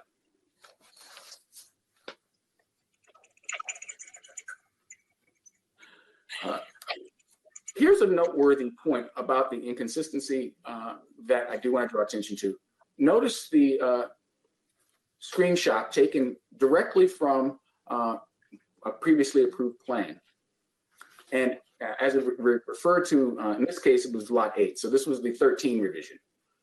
Point 4 on the notes taken directly from the plan states, lot is exempt from impervious surface reshim because SP 86-116 was approved prior to the adoption of the Chesapeake Bay Critical Area Act. That was the standard that was applied and approved there, in writing on a stamped approved plan. In fact, the preceding plan affecting this lot. Please, next slide. Here's a copy of the certificate of approval that led to the development of the Rocky Gorge portion of the subdivision, which is all of block A and B, with the exceptions of lot 6, 7, and 14. Next slide, please. Now, while that was the treatment for the first 14, the treatment for our application has been quite distinct. For the first time ever in the history of this project, our home was requested to require a natural resource inventory plan. Frankly, I was actually a little surprised by this. In my earliest correspondence with staff, I questioned as to, wasn't there already one done? No, it wasn't. So first time in subdivision, I produced a natural resource. Same thing for conservation plan. Were the other homes required to produce a conservation plan? The answer is no. My revision was. There was no change in the law of when to require a conservation plan, but it was applied to my application. No other application was required to produce lot coverage calculation for the whole subdivision. In fact, interestingly, in revision 14, in the resolution, the staff was able to infer the lot coverage without placing a burden on the applicant to go through. Another interesting thing about lot 14 is lot 14 is the only other instance of a conservation plan in the subdivision, and it was in response to an applicant that built a structure, a pier, without authorization. So this was really part of the mitigation effort as opposed to a prior approval or prior process. In any case, topography changed, everything else. No one did stormwater management controls. No one built something custom designed for lot 7, 5, or 6 at this time, yet this was the treatment. Our house, on the other hand, if you look at the next slide, please.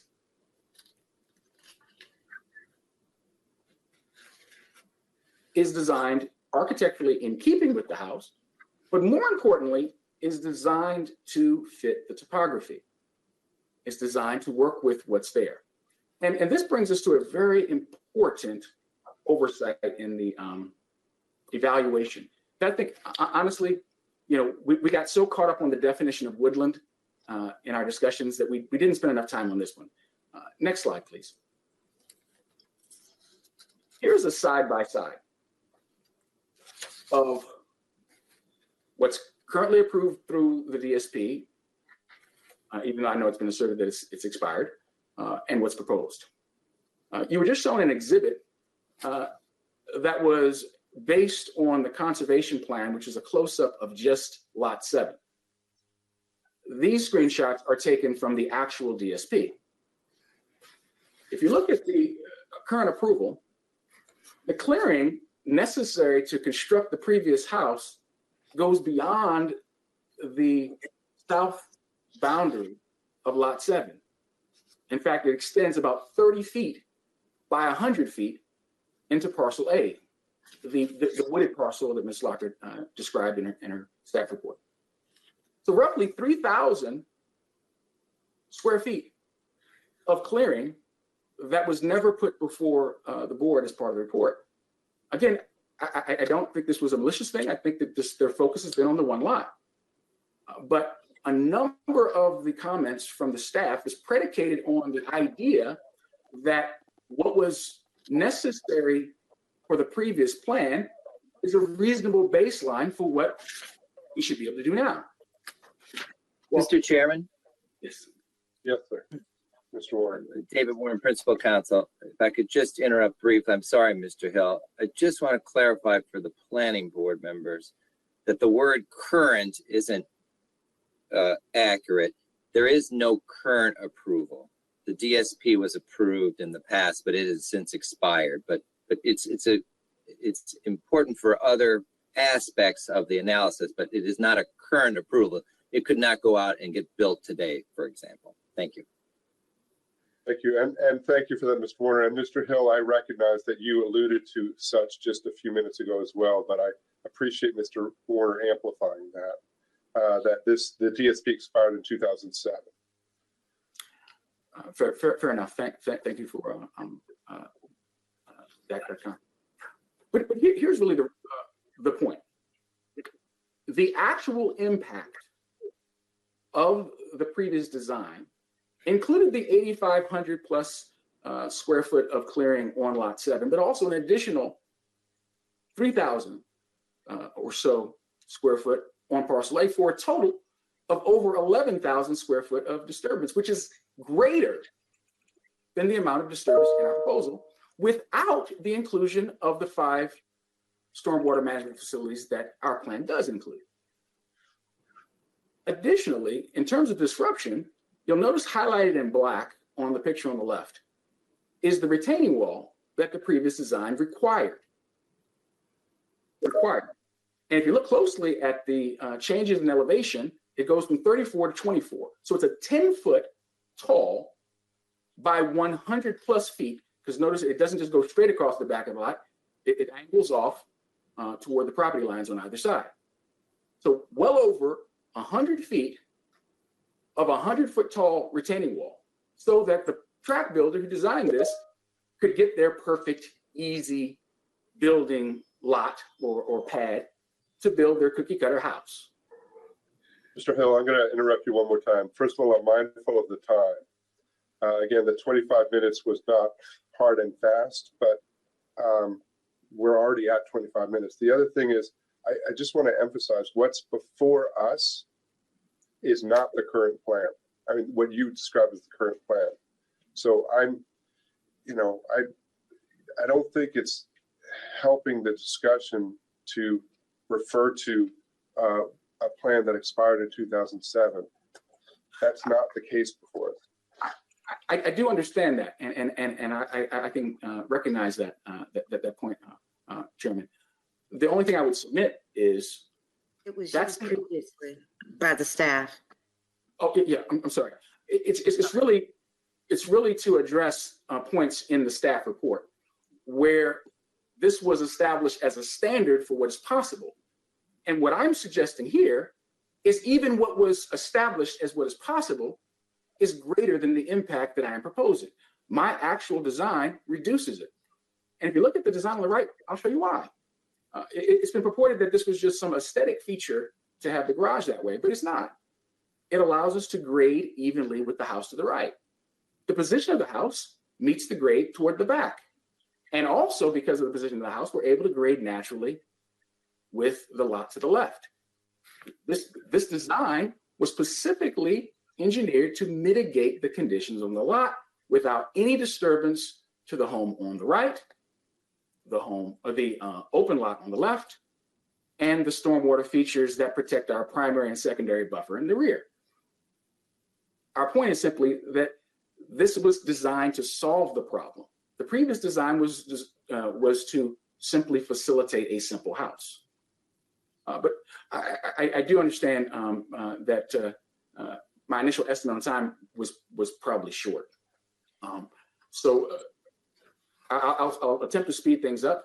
But do we need to take a break or something, Chairman? We don't need to take a break, but we do work with time limits. So I want to make sure that you're given your shot at this, but okay. we are constrained. So I don't know how much time you think you need, but I'm mindful that two things, Mr. Hill. Again, respectfully, I'm mindful that you're on slide 15 of 100, and also to be blunt, what you are presenting so far does not feel relevant to the variance request. Okay, well, then I definitely do need to speed up to get to the point.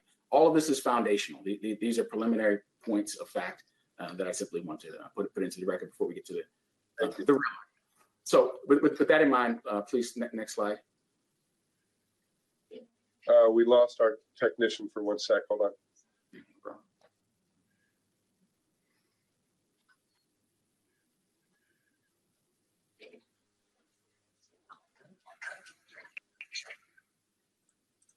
Okay, there we go. You're back on, Mr. Hill. Very good. I'll make this short. This slide was simply included to indicate what the tract builder solution looks like. When you just throw up retaining walls, you create more problems. And the relevant problem that this creates is an environmental concern. This retaining wall behind the house on lot 5 creates constant flooding in the basement of this home.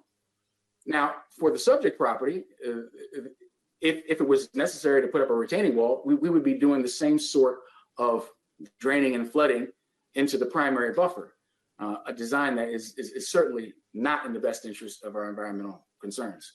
Next slide, please. So in terms of what the planning director approved before relative to what we're asking for, new single family home, disturbance of steep slopes, and clearing in excess of 30% as calculated by staff. All of that was true of the prior approval. Another notable consideration is the following slide. Next slide, please. In the presentation that you just saw, this plan was never presented. This is in fact the DSP that we have proposed. The plan that was included was the conservation plan. This is the DSP that was submitted in context as part of the revision history of the previous plan. Next slide, please. Now, in terms of the variance for steep slopes, if this property is not grandfathered, then certainly there is disturbance in excess of 15%. Now, I'm grateful for the staff, including the February 21 memo, in which they actually recommended approval for this variance, even though I know it changed before the final plan. And it's with respect to the final plan that my previous slides are relevant. If you advance to the next slide. In fact, actually, we've seen this. We can go to the next slide.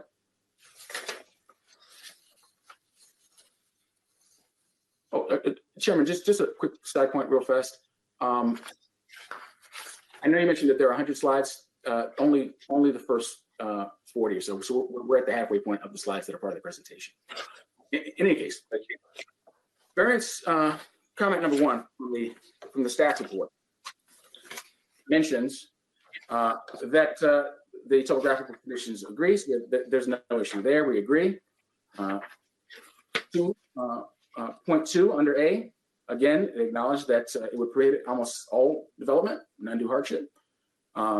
It's step 3 that they changed their earlier position of recommendation for approval with the statement, and I quote, "The proposed development plan cannot be considered the minimum necessary to overcome the exceptional physical conditions of the lot." We would contest that the statute does not state that the plan is the minimum, but that the variance is the minimum. And we would further state that because there's no plan in record and that we've ever seen that does less impact to steep slopes. In fact, the other plan does measurably more, and that's the only other plan in the record, then we would suggest that we've demonstrated the actual minimum way to do this. The remainder of the comments in the staff plan basically support the variance number 1. The next slide, please.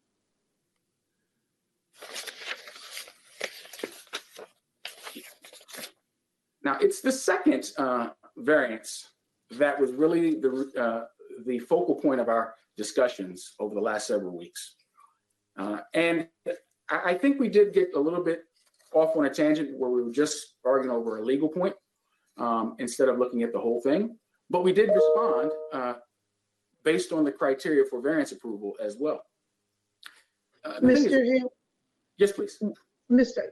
Commissioner Washington, I'd like to offer this, and my apologies for my voice and inability to be as cogent as I'd like to be.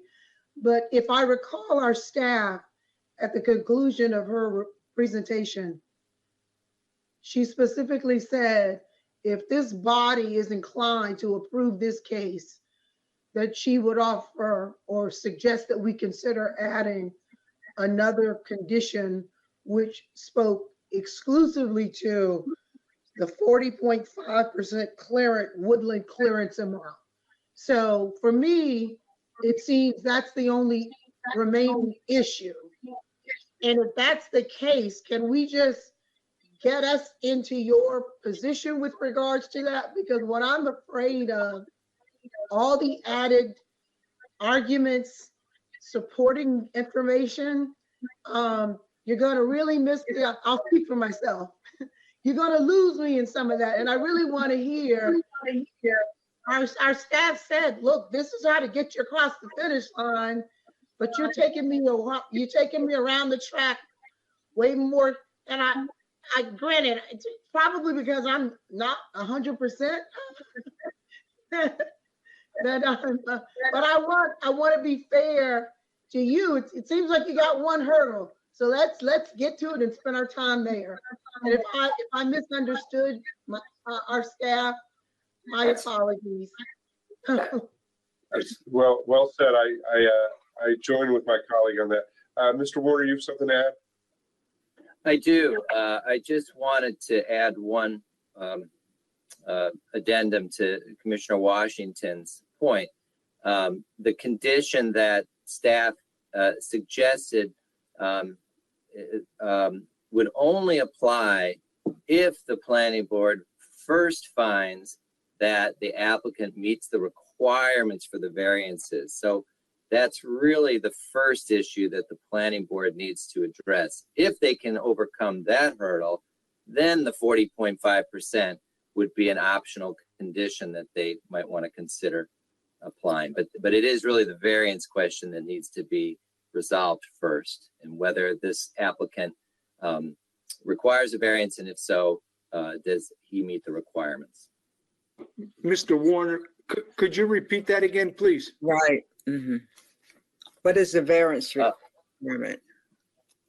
So so just so I'm clear, the variance, the hurdle of the variance is that it's what the DSP proposes is clearing 52% of the trees. Am I right? Correct. Right. And so that's exactly what I was saying, Mr. Warner, because obviously we don't get to the condition if we can't get there. That's why I'm asking the applicant to zone in on why he can or cannot get to. Well, I won't waste it. Okay. Okay. I definitely appreciate this additional information to be actionable. The fourth bullet point is really the basis for most of our negotiations. The 52% is based on answering the question, 52% of what? The position has been of the staff has been that we're talking about 52% of the trees on lot 7, a half-acre lot. When in fact, woodland can be legally interpreted, as according to Mr. Child's letter, as the woodland of the whole subdivision. If you take the woodland of the whole subdivision, then the clearing is not 52%, it's 0.8%. So we spent a lot of time going around and getting legal opinions, and in fact, I'll tell you what, I'll just read highlights from the legal opinion that Mr. Todd put forth as to why we believe that we're not clearing 52%, we're clearing 0.8%. Without getting into redundant information, I'm just going to skip to, all right, we're going to get to his first argument. And this is Mr. Todd's letter dated March 15th. All right. After highlighting the definitions in the local code and the state code, Mr. Todd says, it is noteworthy that both of these definitions are phrased in general terms without any reference to express or imply to specific lots or development sites. This subdivision remains heavily wooded and certainly meets the definition of woodlands. And the portion of the site that has been or will be developed also meets the definition of developed woodlands, which also include residential, commercial, or industrial structures and uses. That's a quote. These definitions, as well as the use of the terms within section 5B 114E5, do not in any way even imply that they should be applied to individual lots. By interpreting section 5B 114E5 to apply to an individual lot, we submit that staff essentially added words to the statute that were not intended by the council, and had it intended to have the section apply to individual lots, the council made that clear, as it had done for other subsections of the same statute. This is illustrated in the fact that within section 5B 114E, being development standards for development within the LDO zone, most references to natural or developed woodlands area relating generally to those areas without any specific reference to development of a particular lot or development site, with several exceptions. And then he cites subparagraph 1, 6, 7. Mr. Hill, you've made the point. Okay. Okay. So, did you also give reference though to the case law he cited? Three different instances? Yes, Mr. Taub is arguing that this should apply to the whole subdivision, not the lot. Correct. Now, what I would suggest as a takeaway is at the very least that demonstrates legal differences of opinion, and I would suggest that implies discretion to the board. All right, so let's just advance because I do want to be considerate of time. So let's advance this couple of slides here. Next slide, please. Well, okay. Actually, well, I'll ask for guidance because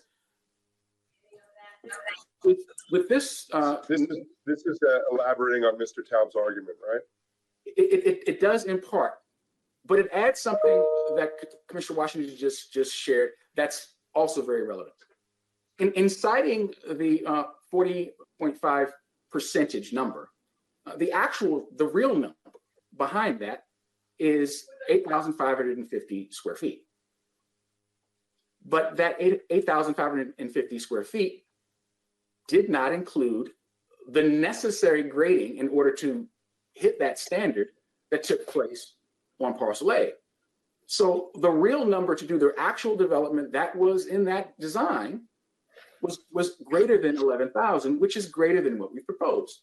So repeatedly in the staff arguments, the point is made is it's not the minimum because here we have 8,550. But the truth is we don't have 8,550. We have 11,500. My plan is for 10,900. So my plan is actually minimizing the impact of the previous plan, assuming that those are the designs and those are the only engineered plans we have in record.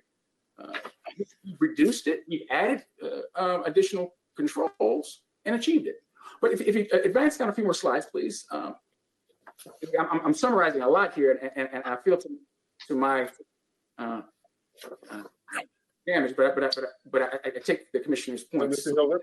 Let's be clear, because first of all, everything that you're saying, including your document, is on the record, right? So nothing that you're saying is being excluded. I want to be crystal clear about that you are providing all the information you need to provide. I think that what arguably you may be missing is that your audience is the five of us. Yes. Unless your primary focus, maybe this is just me coaching, unless your primary focus is on, if we deny this, you're going to appeal it and you need to establish the record to go to the courts, that's a whole different conversation. But if you're trying to get us to support your position, then you have to you have to make sure we are with you and we are tracking it. I'm telling you, it's not just me. I'm looking at my colleagues too. I cannot follow what you're saying. Okay. It's too much information. I'm sorry. It's just too much information. So I keep losing the thread, the primary thread of what your argument is. All the backup information, I get it that fills the record and it's there, it's in the record, but it's too much. Okay. You know, I have a bad habit of doing overkill. So thank you, Commissioner.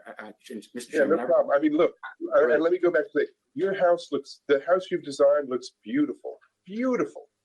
And I have a lot of confidence in you as a custom home builder. I do. And so part of me wants you to be successful with all that. And pains me to say it's not relevant to this case before us. Okay. Well, the only key point on this slide is the references in the staff response to the variance request, where it was stated that it's only because of the size of the house.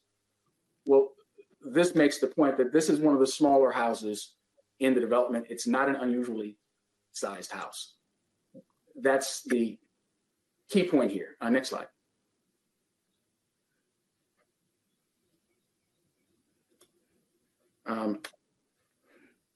This is another, I think it's an important point. Part of the comments made by staff as to why they recommended disapproval is with respect to whether it fits in the spirit of other ordinances regulating the critical area. Well, we believe that viewing a woodland too narrowly, the opposite, because the countywide green infrastructure plan says don't fragment these woodlands. It says build contiguous corridors of habitat. But by cutting the thing at a half-acre lot, we miss something. And I take Mr. Chairman's point. So let's just jump down to slide number 30.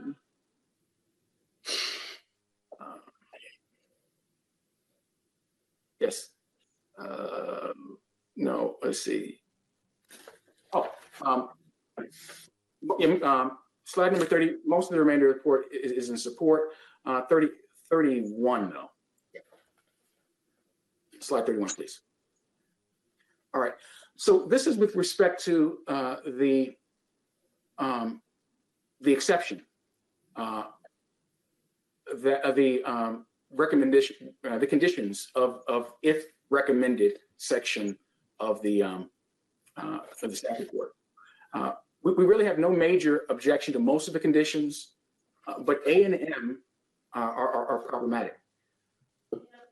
We don't know any way to grade out naturally with lot A and parcel A with a configuration that's all toward the front of the lot. A configuration toward the front of the lot necessitated a huge retaining wall behind the house and grading onto parcel A. So reducing the grading area from the 10,000 that we propose to the 8,500 that would make this 40.5%. It doesn't work with the design of the house. It doesn't work with the design of the land. It doesn't work with the topography. We've gone through great efforts to minimize the impact while fitting the topology. So the rest of the conditions we have no problem with, but A and M are just problematic. You know, we really have to build it this way so that we match it with the house on the right and we match it with the lot on the left. A few other objections that are minor, like, you know, we actually want to do the on-site planning, not off-site planning, but again, that's up to you to decide. If we can jump down to slide 34. The next couple slides just give us a visual of the point. We're not saying that this lot is not part of a woodland, but we do think that calling this one lot the entirety of the woodland and then using as the basis for calculating percentage ignores the reality of the woodland corridor that's here. Next slide, please. When we just zone back, we see a beautiful wooded area that should be preserved. Next slide, please.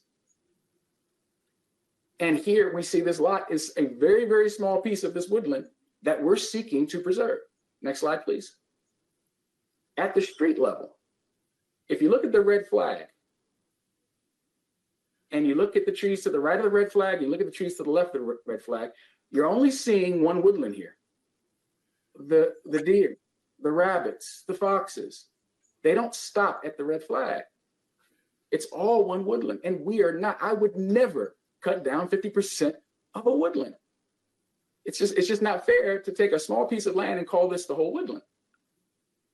When we're trying our best to minimize our impact and design something that actually fits the lot, doesn't need a huge retaining wall behind it, has the new stormwater features, and grades out naturally on all four sides. Next slide, please. The argument is that context matters. And when we look at things in isolation outside of context, we get a different picture other than what we intended or have any desire to do. Next slide, please. There's some references to what the Environment Technical Manual includes, the zoning ordinance, the green infrastructure plan, information from the DNR, all suggesting that we want to look at green spaces coherently and contiguously. Next slide. All right, this one just shows, again, how much green space we're protecting in this subdivision by having these smaller lots all to one side and a large contiguous green area in the other part of this property. and how that's good design. These should all stay together. And it's crucially important that I make this one point. If we start looking at pieces solely individually, theoretically, some could come along and take this big green space and say, no, we just want to look at that. We don't want to look at the whole subdivision. Just look at this big green space. Let's chop this up now. But when we keep it together, when we make sure that this is always intact, the limitation at 15% coverage for this entire subdivision protects in perpetuity this huge area of green. It's only by taking it out of context that we create problems. Next slide, please.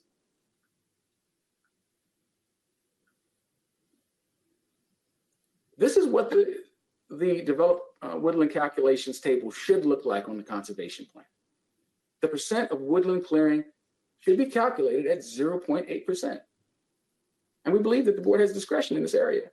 Next slide, please.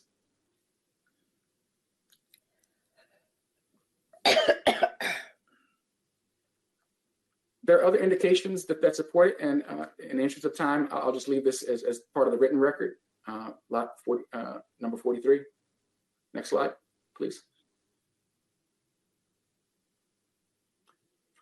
Same with this, additional arguments, we'll just leave it as part of the written record. Next slide, please.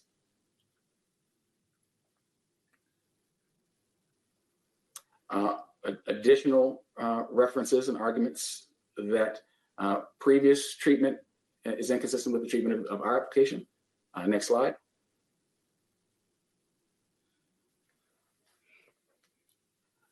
It's very notable, again, just attesting as someone who was building homes in this area at the time that these other homes were built, shows that, you know, there was some inconsistency there. Next slide, please.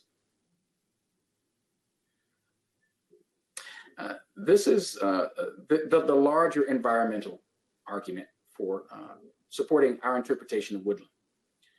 If we're going to protect woodland corridors and establishing a precedent that says developers can't look at the full context after the subdivision is done, means that during one phase of development, you know, you can have concentrated development on one side, because we always look at the aggregate when a big time developer comes through and has a whole big plan. But then later, you know, subsequently, somebody comes to those remaining outlots and treat them as a new, fresh plan without any consideration of what was done previously. But if we keep context together, you know, we're acting in the best interest of green preservation. If we create burdens on infill developers and custom designers that say, really, all the benefits go to the initial developer. All the benefits of aggregation and, you know, calculating the whole are exclusively for the benefit of tract builders or initial land developers. It kills infill. And infill is more environmentally sensitive. Next slide. These are my last two slides, I promise.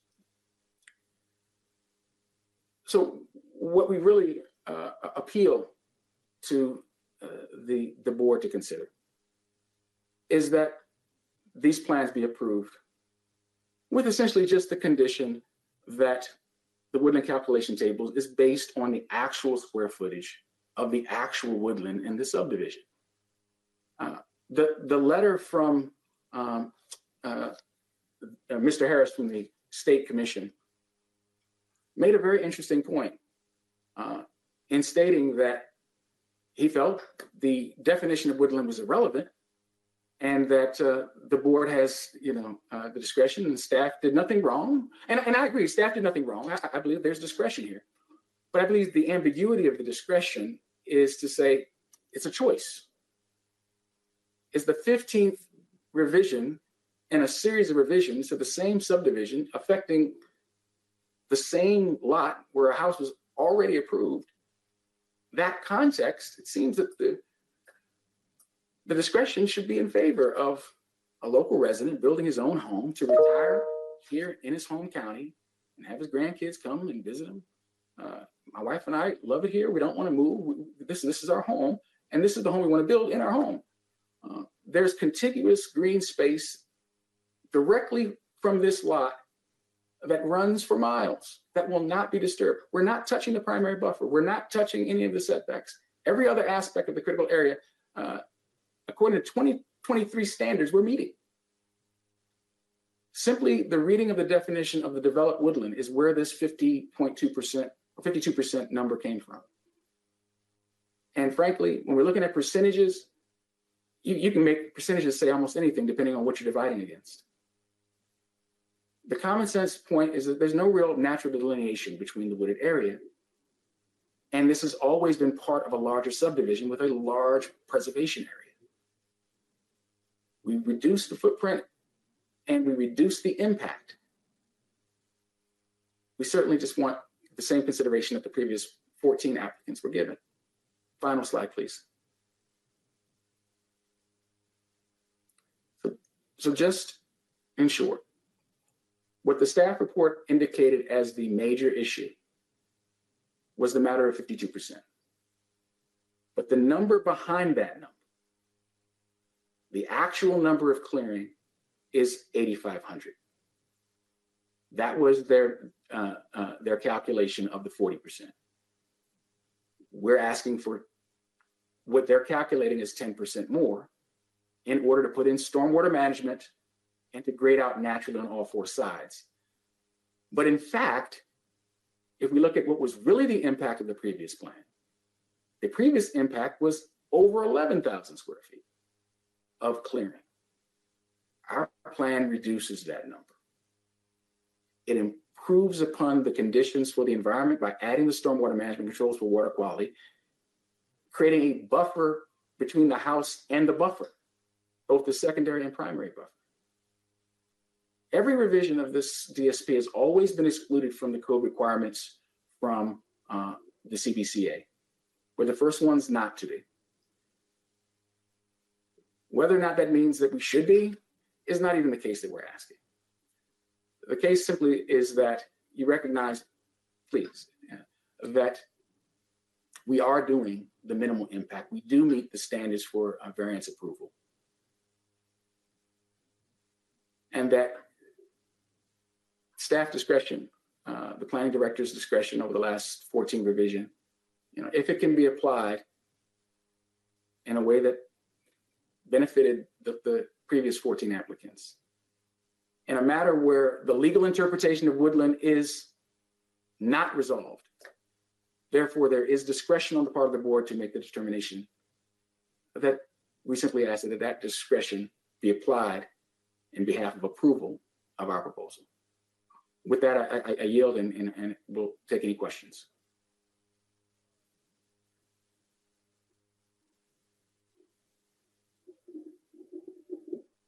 Sorry about that, I was muted.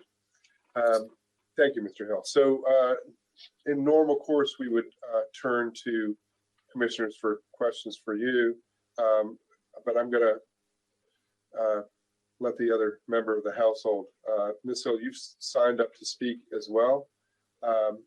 Without objection, I'm going to turn to you before we turn to commissioners for questions. Okay. Thank you very much. And I'm sorry because I'm double timing in here, working and everything, trying to also do. Thanks. So mine is real brief. So my biggest question is, why the opposal of our small infill half-acre lot, previously grandfathered lot? I mean, I was thinking as I was looking at the things that were suggested at the end, with the wall going across the back of the waterfront on the PG County side, being, dangerous. And because of my work with BFSD and Occoquan and other environmental things, I know that those things are dangerous for wildlife. So this request and these things that are being asked of us, why? If they don't protect the wildlife animals, they don't preserve a wildlife corridor. Is it to protect the 12 county residents that actually purchased property on Waterside Court for over $1 million, which is one of the few in our beloved county? Well, it's not, because they're suggesting that we do a home that does not meet with the actual neighbors. The neighbors would probably most definitely not approve. They're going to protest if we build some tiny house that doesn't fit in with the rest of the houses that are there and devalues their waterfront property. They're asking us to put 100-foot, as we bought about 100-foot eyesore wall across the back of the water of the home. You know, is it to protect the Potomac? No, I don't see that from my work. That if we have stormwater drains, we're doing the latest technology. We're not putting up a wall, which we know diverts water into weird directions and things like that. If you've read anything about retaining walls, you know it hurts the flow of natural flow of water. So it's not that. And then why is the burden of creating a critical area plan laid upon me and my little family? You know, Rocky Gorge came over here and built 12 houses and made millions of dollars and took it over the county line. And he wasn't asked to do this. And yet we're being asked to do this.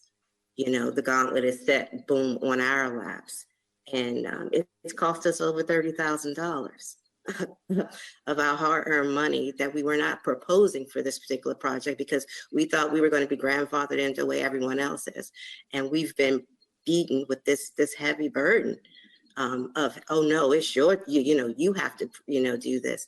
Whereas 30 people before us did not. And, you know, so that was thrown upon our lap. So I believe that this beautiful home, which will help the neighborhood, that will improve the environmental conditions, which is taking care of the Potomac and the stormwater management, should be approved. And I think it's been over hundreds of times because my husband, we were looking over stuff and we saw hundreds of times where hardships were not, you guys always were in favor on not putting on hardships on private citizens and not allowing them to put such a way where they can't use their property to where their neighbors on the same street have used their property, and putting unnecessary and unreasonable expenses and burdens on private citizens. So I believe that you guys should vote yes for something that would actually enhance our beautiful waterfront, the Potomac waterfront here. And that's all I have. Thank you, Ms. Hill. Appreciate it. Commissioners, where do you want to start with this? Questions for staff and or Mr. Hill? You want to start with staff? I have to say I'm a bit lost. So, Commissioner Washington. I would like to hear from Mr.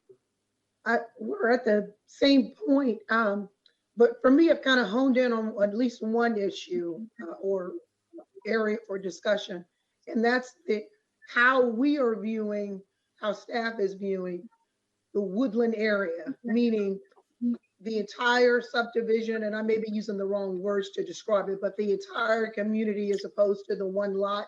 I think there was the reference to the 0.08 versus it's the 0.08%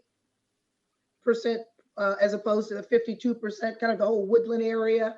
I know that was one of the arguments Mr. Hill was I believe making.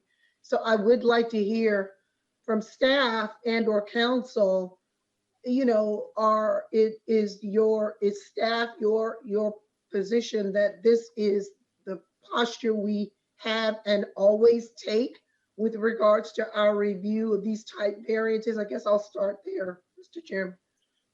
Yeah, I think that's a good place to start. So, Ms. Lockhart, Mr. Hunt, Mr. Warner, I can speak to that around this issue of the lot versus the development. Yeah, David Warner, Principal Counsel. I can speak to that issue, I think, appropriately because it really is a legal issue. And staff applies the requirement that a development not clear more than 30% of the woodland on the property. They apply that as they have done in the past. They're doing so again in this application to the lot that's being part of the application. The applicant wants, as you can tell, to apply the entire subdivision to do that calculation. And there's two problems with that. One, there's no authority for using the subdivision. The applicant could equally say, let's use all the woodland within a mile or all the woodland within 200 feet. There's no other authority to apply any other amount of woodland to this application. They're just saying the law seems a little unclear, but the law is very clear. The authority the state granted the county to adopt the critical area local program specifically says that it's a calculation of 30% of the woodland on the lot. And the county isn't allowed to adopt requirements that are more liberal than that.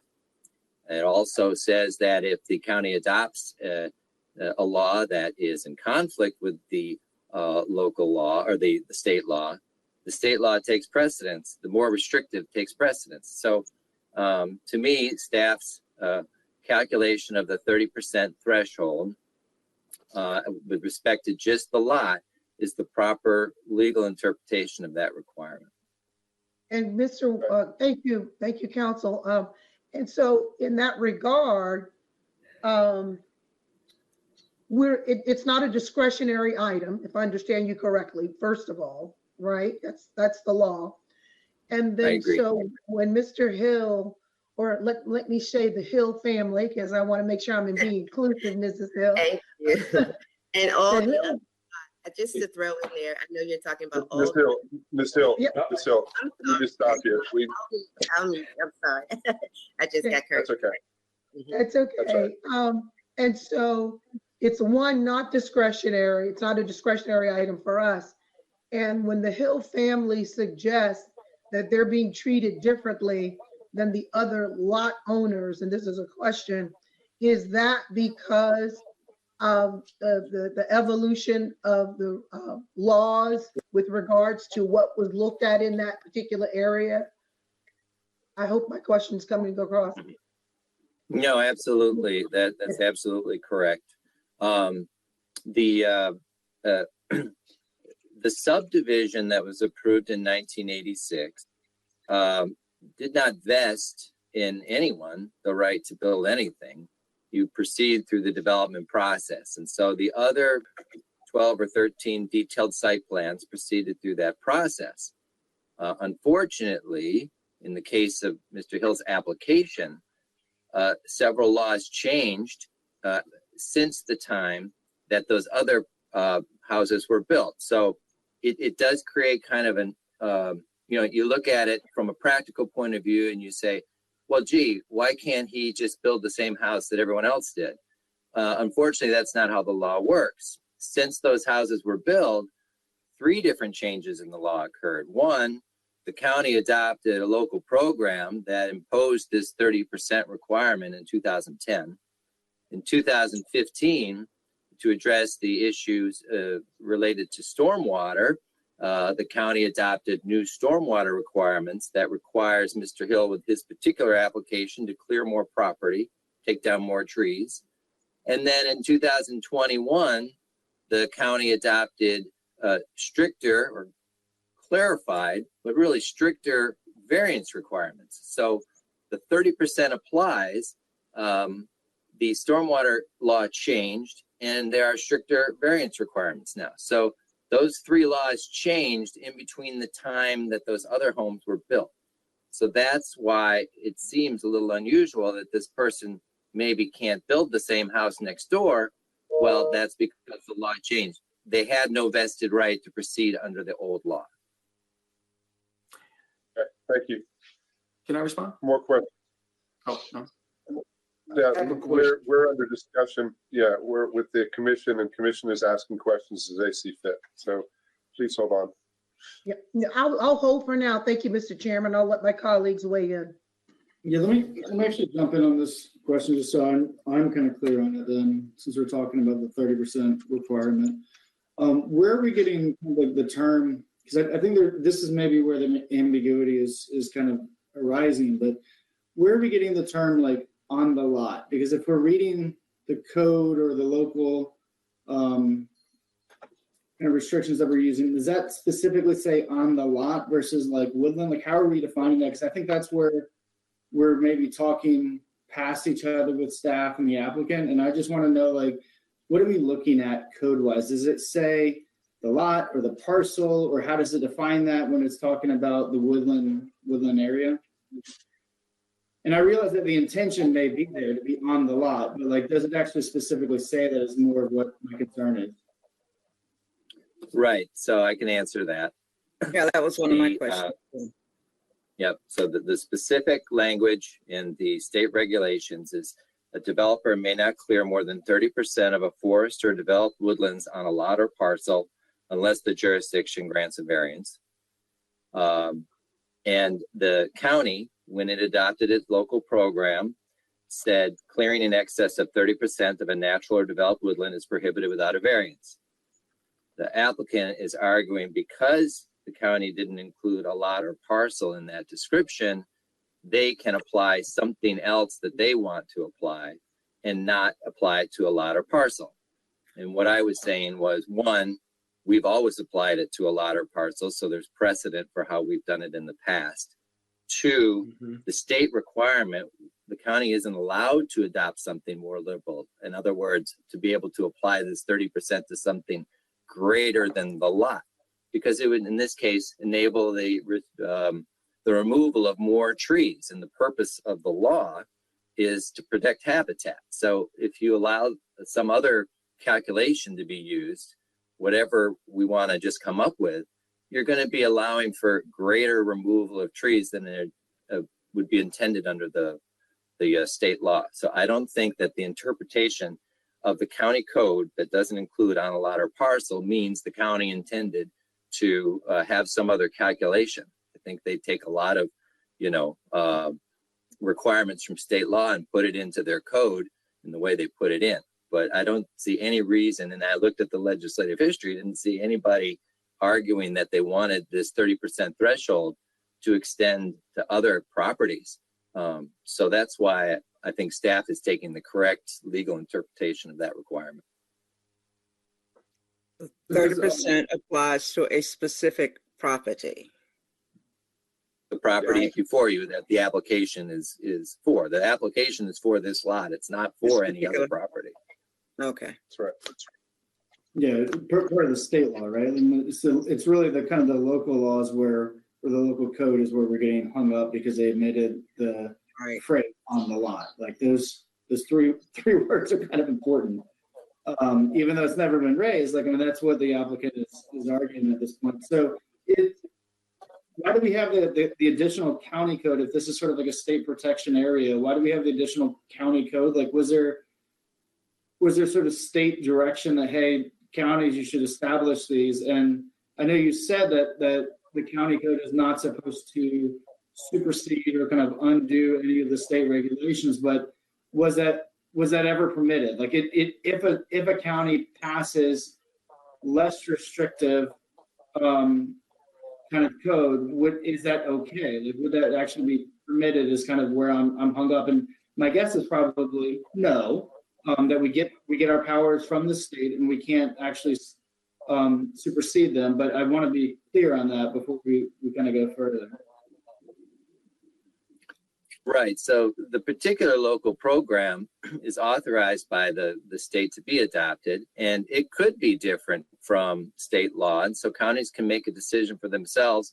Hey, we're going to prohibit 50% woodland clearing without a variance instead of 30%. They can have different provisions that are more restrictive. That's one reason why the county adopts its own laws. Mm-hmm. Okay, so they can be more restrictive. They can't be less restrictive, I think is what I'm hearing you say. Correct. All right. Thank you. Other questions? The question that I had with regards to what Ms. Hill and Mr. Hill said was that they thought that they would be grandfathered in, and they cited those other properties or other revisions. And I'm assessing that they're feeling they're being treated different than their predecessors. So I was wondering if Mr. Warner could address that. Right. They are being treated differently from their other neighbors because the county changed the law, and the county has the right to change the law. And so they're being held to different laws than their neighbors were held to. Exactly. Right, and with all due respect to the Hills, that I can imagine why that would not feel fair. But our job is to interpret the policy and to follow our precedent. So I'm sorry, Commissioner Giraldo, you were still talking. No. That's. I mean, that was the point that I got from the staff report as well, and the research is that the law has migrated from being lax to being more stringent, and all of which is to protect the Chesapeake Bay, and that most of the changes have been made more recently. So, other questions?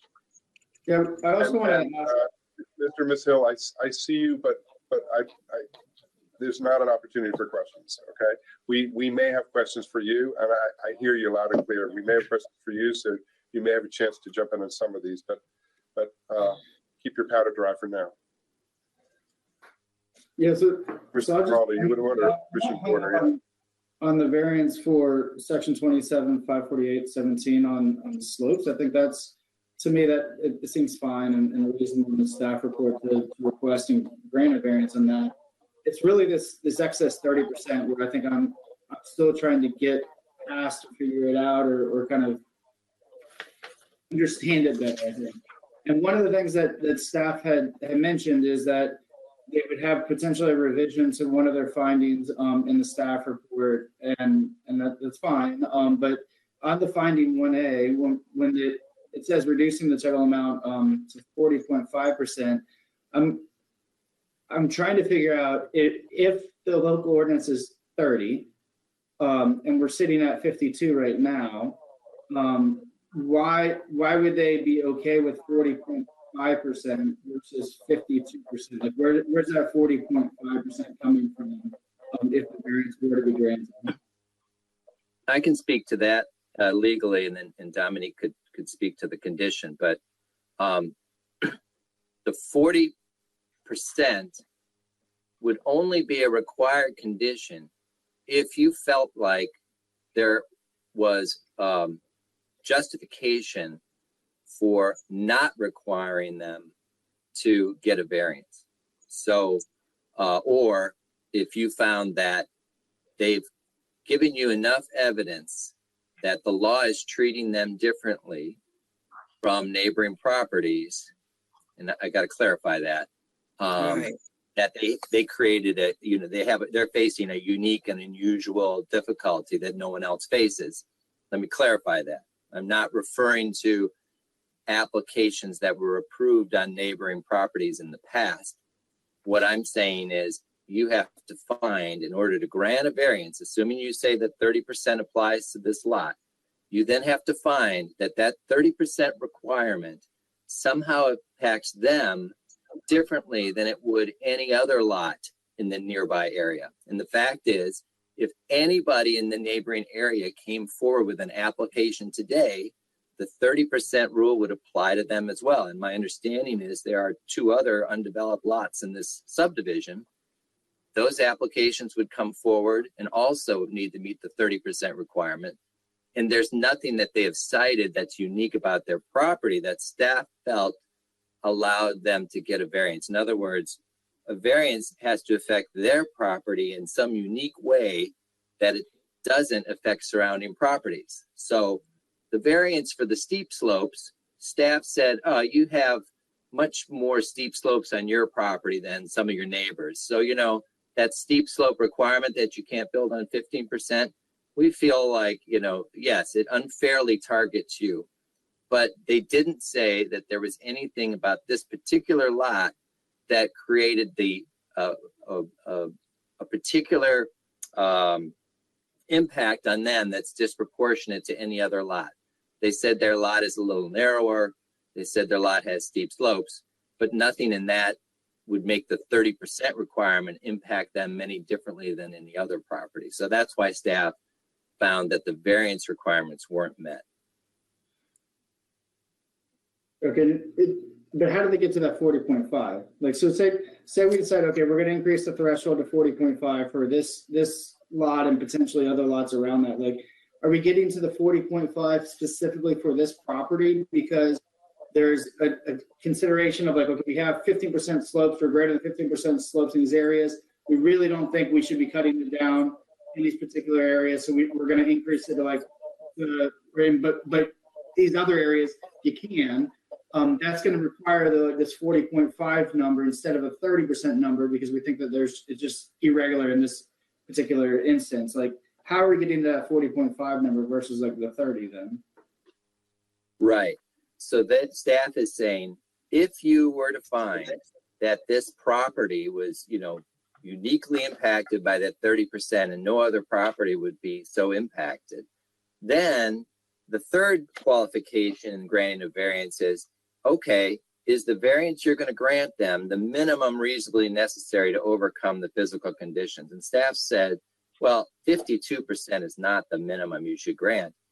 We looked at this other application from 1987 and said, well, that one approximately cut down about 40%. So if you think that this property is impacted disproportionately, then staff said the minimum necessary seems to be about 40%.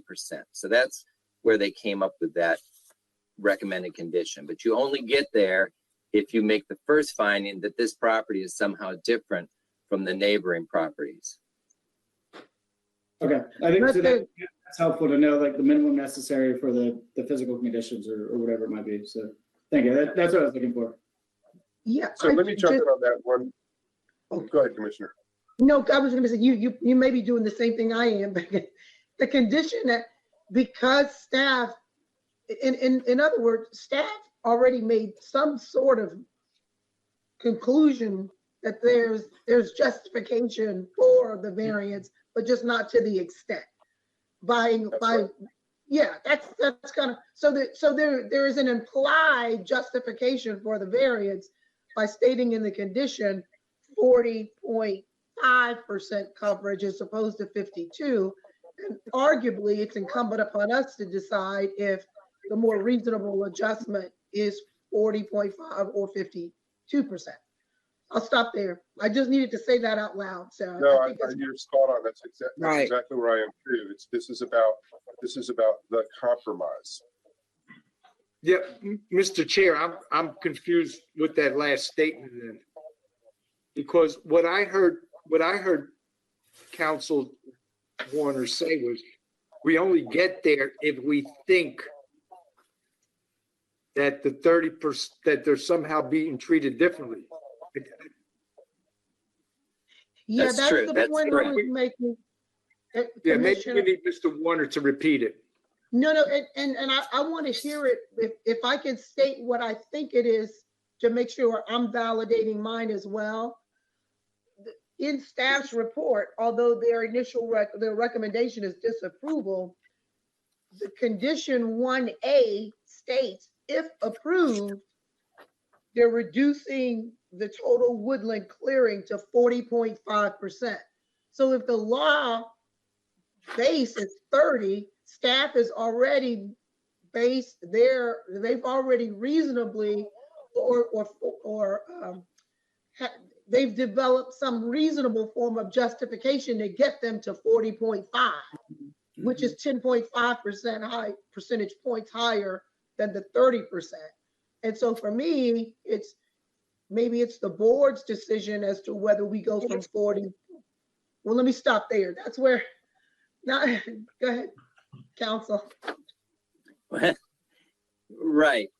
I do think that the recommended condition should be set aside from your consideration, and the focus should be solely on the requirements for granting a variance, because you have to find that this applicant meets those requirements before you can decide that another condition applies. So if you were to apply the 40.5%, you would be saying this applicant has shown that their property is unique and unusual in such a way that the zoning law's effect on it is so different than other properties they have a right to variance. And staff is saying right up front, they don't feel that's the case.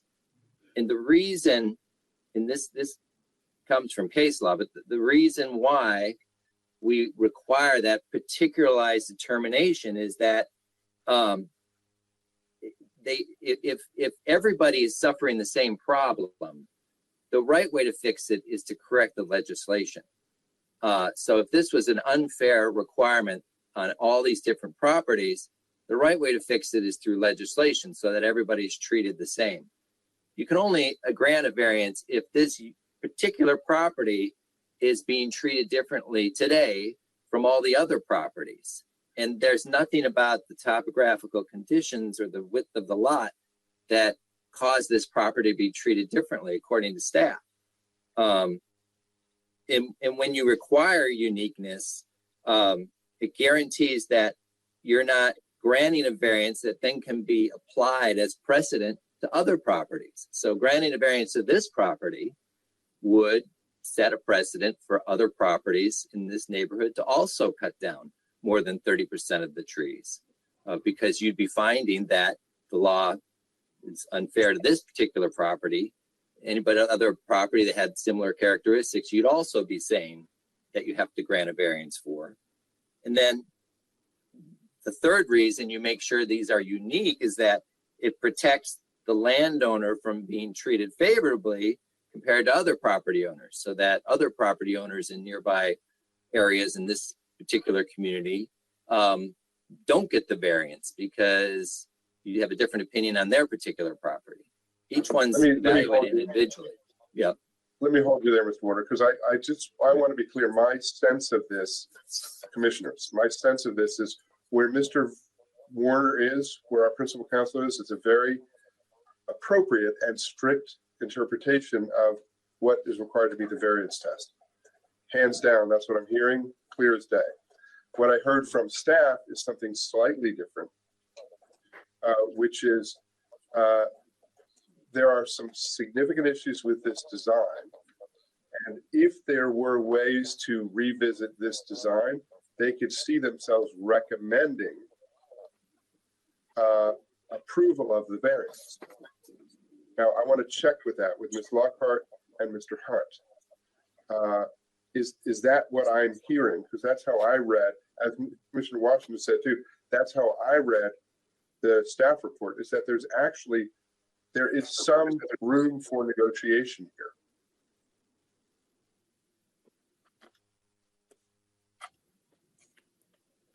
I'm sorry, for the record, James Hunt with the Development Review Division. I was going to turn it to Ms. Lockhart to answer that question. If not, I can just step in as well. Okay, Ms. Lockhart. Yes, for the record, again, Dominique Lockhart with the zoning section. And I just want to echo what David Warner said. If the board found that the 30% adversely affected this particular applicant, then the conditions would apply. And then we set the basis of the 8,550 square feet as being the minimum necessary. To just include that as an overall, so it wouldn't have to go back and forth about what the minimum necessary would be. So I'm jumping ahead, but so if the Hills, if we continued this, and if our message was to the Hills, you got to go back and you got to figure this out with staff, because we are not approving a 52% lot coverage or clearing. Sorry, it's too big a leap from 30%, and it's not going to happen. So figure this out with staff and find the reasonable compromise on this, because that's what I heard through the staff report, is that if we were to do that they even, I believe, have talked with you about some alternative designs that may not be everything you want, but that may be a good chunk of what you want. And that still provides for enough lot coverage or less clearance. Is that, I'm trying to read between the lines here, because it's not clear to me exactly where staff was coming from on this, but I think that's it. Right. So the Mr. applicant, Chair, sorry. Go ahead, Ms. Lockhart, I'm sorry. I was just going to state the applicant would still have to show that they meet all 6 of the variance requirements of the criteria. So that's Right. the first and foremost precedent. And they'd have to meet that too for you. I mean, I'm stating the obvious. For you to recommend approval, they would need to meet it to your satisfaction. Correct. Okay. All right. And So, so I the mean, I think this- I need a clarification though, because what does, I read adversely affect as being that you can't use the property at all. And so that's what I need clarification on when it's stated adversely affect. I mean, that's. I mean, I think, you know, let's hear from Mr. Warner on this, but I think, Commissioner, part of the problem with this is the the interpretation of what qualifies for a variance is a bit gray. And, you know, we've been doing this for a long time. I've been doing this for a long time. And this is not as black or white a test as is imagined when you read the language. And that's kind of where I am, Mr. Chairman.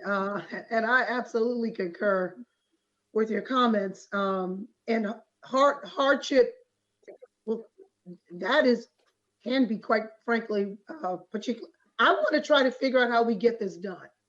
Okay, let me not even be in the gray anymore.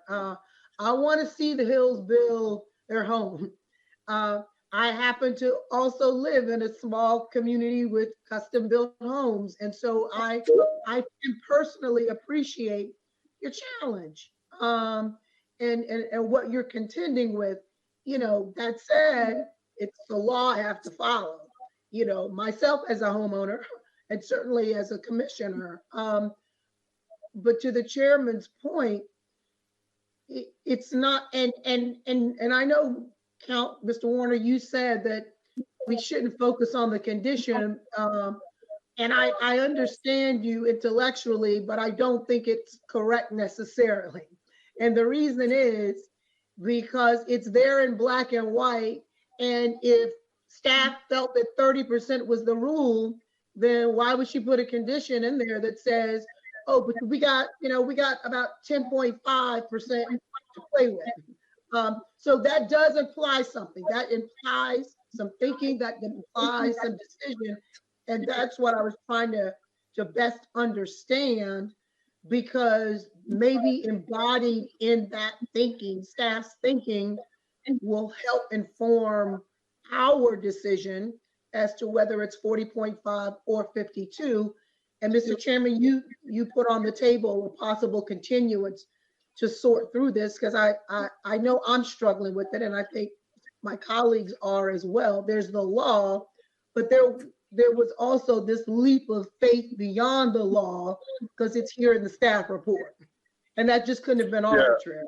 So no, I'm with you. I mean, and you know, there may be more to say from all of us, but I tell you, this is where I've landed at this point, and I think it may make the most sense. Let's give this 30 days. And let's give, and I want to be clear where I'm coming from. I want to be clear that if in 30 days what comes back to us is a proposal for the same amount of lot clearing, it's not going to happen. It ain't going to happen.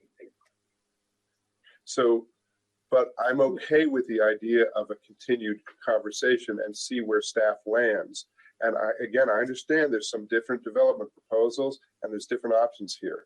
And you've made all sorts of lucid arguments, the Hills, that have really got me thinking about this. But I also, clear as day, we rely on staff and staff's recommendations for things like this. And at some level, I would say this may not be cooked enough.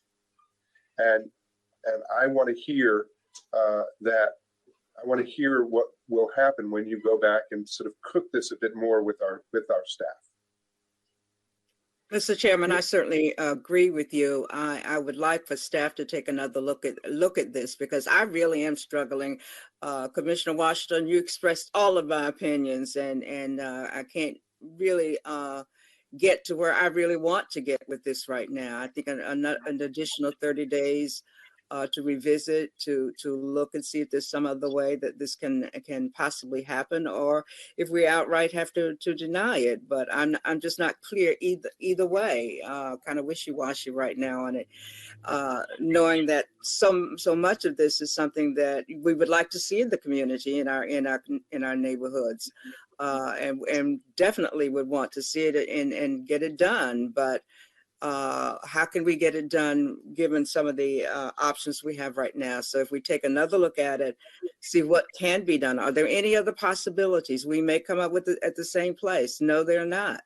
But I'd like to really have an opportunity to think about this a little more and have staff to revisit. So if that's possible, I certainly would concur with that. Mr. Chair, I concur in the comments of my fellow commissioners. And I would like to add one other thing, that during this 30-day period, if we go that way, is for the applicants to really consider using a lot more pervious surface. I know that doesn't address all of the trees, but I do think the pervious surface would help me. And that's still considered a big thing in the county. And as a matter of fact, the county gives credits if you use pervious surface as opposed to impervious. Yeah. Yeah, let me, Commissioner Dorner? Yeah, I'll make a few kind of comments. And I think it was helpful to have Mr. Warner here on the call, providing clarification and stuff. I don't think if we wait 30 days, it's going to be helpful to raise the argument of, should we include those 3 extra words or not? And based on what I've heard from my other colleagues, Commissioner Dorner, I missed what you said. That we should include. That I don't think it's going to be helpful to be arguing about the 3 extra words about like whether or not it's we're including the lot or we're looking at the entire woodland kind of area as a reference to the subdivision. Because I don't think anyone's at that point. No. Where we're at right now is that it's being considered to be on the lot as written in the sort of the state code. That may not be how the applicant wants to inform it or read it. It may be something that needs to be changed with the county council just to have them pass like clarifying legislation later on. But I don't think that's where we're kind of at the point. Right now, we're looking at 30% number. And I'm mentioning this, Mr. and Mrs. Hill, for you to refine your thoughts, because it might be helpful to get Mr. Taub in there to help you kind of think through the legal arguments of how you're going to get there, because we're not supposed to make the arguments on your behalf to either get you across the line or not. But when I'm looking at the staff report, there's plenty of information in there in my mind to argue this is a unique parcel. You got steep slopes, you have different kinds of designs. You all are bringing an environmentally sensitive design to this property that's unique. And you're trying to work within a certain confines on this area. And if you just look at the map of like the red area of the slopes and stuff, you're going to have to do some really interesting architecture to get around that. So you're in a very weird situation. Although I agree with Mr. Warner on one sense of him saying that like we're not supposed to be using variances to get around like these sort of peculiarities, and that's not really the purpose of a variance. Like I think it's coming to this county, I've been appalled at how many variances we actually grant. It shouldn't be like that's not the way you're supposed to be doing development. And it just sort of like it's mind-numbing to me from like a legal like land use perspective in terms of how many we get. However, that's what happens. And in this case, I've seen this 40.5% number. That to me is kind of getting me to thinking that I realize staff is giving that to us as like, hey, if you do go this direction, here's where we'd be comfortable in. And that's very helpful. And it's always helpful in cases to see that. However, the arguments in the staff report for getting to that as having a minimal reasonable amount of clearing makes me think that 30% is not enough. And that's really where like that to me is like kind of like where I'm struggling, that 52% is too much. Staff is not going to get you there. And I'm not going to get to that point based upon the arguments I've seen in the staff report. but they've literally given you a number that's in excess of the number that you need to make. And that to me is one of the arguments of it needs a variance. It's peculiar to this property. I asked that specific question about would we have that same number on other lots? And I think the answer is no. It would be a different number on different lots. And unfortunately, every single lot coming through that's not developed may need a variance, and that might be the argument they use. But coherently and succinctly getting us to that point would be how if I were listening to this, would want to hear. And I would want to know that you can actually construct to that point. So I think that's kind of, to me, the two things is first, you got to go back home and figure out, can you redraw your plans to get to that 40.5%? Because if you can, I think the answer is no, at least from my perspective. And then if you can get to that point, that needs to be the part of the arguments that we can do this, but it's unique. And here's why it's unique. And here's what we're looking at. And we can get to this 40.5%. If we can do that, I think then you're getting me over the line. And that I'm hoping is helpful because you don't have your attorney here. And most of the times we don't sort of give assistance to applicants who don't have attorneys because you know what, you made a mistake not having an attorney here and you should have done that. However, you've made really good arguments today. And I think I'm just trying to orally maybe signal kind of where I'm at. That way, when you come back in a month from now, it's hopefully not the same kind of arguments that we're hearing, and hopefully we can get a much quicker kind of hearing through. And at least where I'm at, it's clear.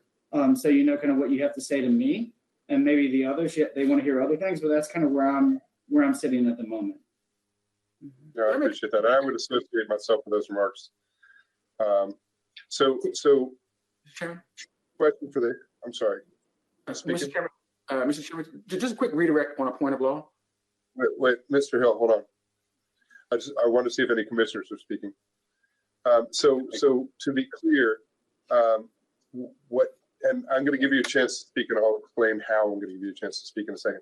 But what we're suggesting is, and this is unusual. I've been doing this not that long, but in this time, I really have not seen all of us in this position where there's a way in which we're advocating for you. And so you've got our attention, and it sounds like there's more negotiation, because if we are pushed on this, if I were pushed on this, and if you said, no, we need to vote on this today, then I would vote to disapprove this. So I guess there is a question for you, Ms. and Mr. Hill, which is it worth our time to have you go back and negotiate this more with staff, or is this what's before us? Because I do not want to waste staff's time if you are not open to further discussion about this and finding some measure of compromise. So now with that, what I'm going to suggest is that in a normal case, you, the applicant, would have a chance for any rebuttal and closing statement. So even though this has been a bit of a slightly convoluted version, I'm going to, as the applicant, I'm going to give you the last word, okay? So you do have any rebuttal and closing statement. And I do want you to address in that rebuttal whether or not you are willing to, whether you want us to grant this continuance or not. Well, thank you, Mr. Chairman, for the additional time. First, just want to direct a couple of points, redirect a couple of points in what Mr. Warner quoted from the Comar. Mr. Hill, I want to be clear. Don't go down that road. So your opportunity here is not to argue with Mr. Warner. I'm hearing loud and clear where my fellow commissioners are and where I'm at. So rebutting Mr. Warner, it's going to be like poking the pig. It's really, right? No. So what's before you is, do you want a continuance or not? And then you're going to take this up with staff if you have a continuance. All right. I just wanted to read the rest of the Comar, that's all. I didn't want to comment on it, just read it. But very well, we certainly would be appreciative of additional time to try to find some resolution with the staff. We've been working diligently with them for the last 2 years, so we'll keep working with them. But I But do. this is different, Mr. Hill, which is it's come before us. You've heard us. Hopefully you've heard us loud and clear where we're not going to go. And so let that, I mean, you know, I don't know, take that as a negotiating position in terms of staff, right? So, you know, don't come back to us with the same thing because it's not going to happen. It's highly instructive and greatly appreciated. It really is. And obviously we'll look at what's possible. I frankly, I have questions, but I guess we can direct those questions to the staff. That's right. Yeah. At a later point. And also counsel, Mr. Hill, please take heed to my colleagues' comments. Yeah. It would be, you said you've spent a lot of money. Well, we're suggesting you spend a little bit more money, but this would be a good investment for you, is to get some good counsel to come in and represent you. They do this every single day. Right. They do. And also, with all due respect to Mr. Taub, who we know well, and he is a smart guy and a helpful guy. And the argument around the 0.08, the woodland being defined as the lot, as the development, not the lot, that doesn't hold water. So I would not spend a whole lot more time on that argument. Understood. Fully understood. I definitely appreciate being audience to your deliberations. Again, just want to, as a closing statement, just reiterate, we're just looking at one house, and our design was designed to minimize impacts greatly. But we'll continue to work with staff and see if we can come to some consensus. I mean, one thing that's certain about our previous discussions is we never really discussed the fact that the pre-existing approved plan graded more than just lot 7, and that was never part of our discussions. And the fact of why that was graded over there and why. It is in the staff report that it's always been established that this is a lot with unusual conditions. 38 years ago, they knew that this particular lot had very— Hold the thought. All that for your next discussion. That's right, exactly. And let me say again, with a little bit of advice, this issue around the extended lot coverage onto the neighboring lot, that actually, I thought that was worth making sense of. So maybe it's as a direction to staff too, which is, and Mr. Warner, you know, please, as you're having these discussions, evaluate that in this context, because it caught my attention a bit, that this 40%, if it was in part dependent on that the previous case, in part, it was dependent on that as sort of a threshold issue or a benchmark, let's say. But that you are factoring in a piece of that lot for the neighboring lot for grading. Okay, well, maybe the Hills have something to make there. So I'm not predicting how you should negotiate that, but please at least consider, help us make sense of that when this comes back to us. Can I just ask a question of what do we need to move forward? I mean, is there something specific that you guys are looking for? You need to figure this out with staff, but all I'm saying is that it's not making a justification for the 50.2%.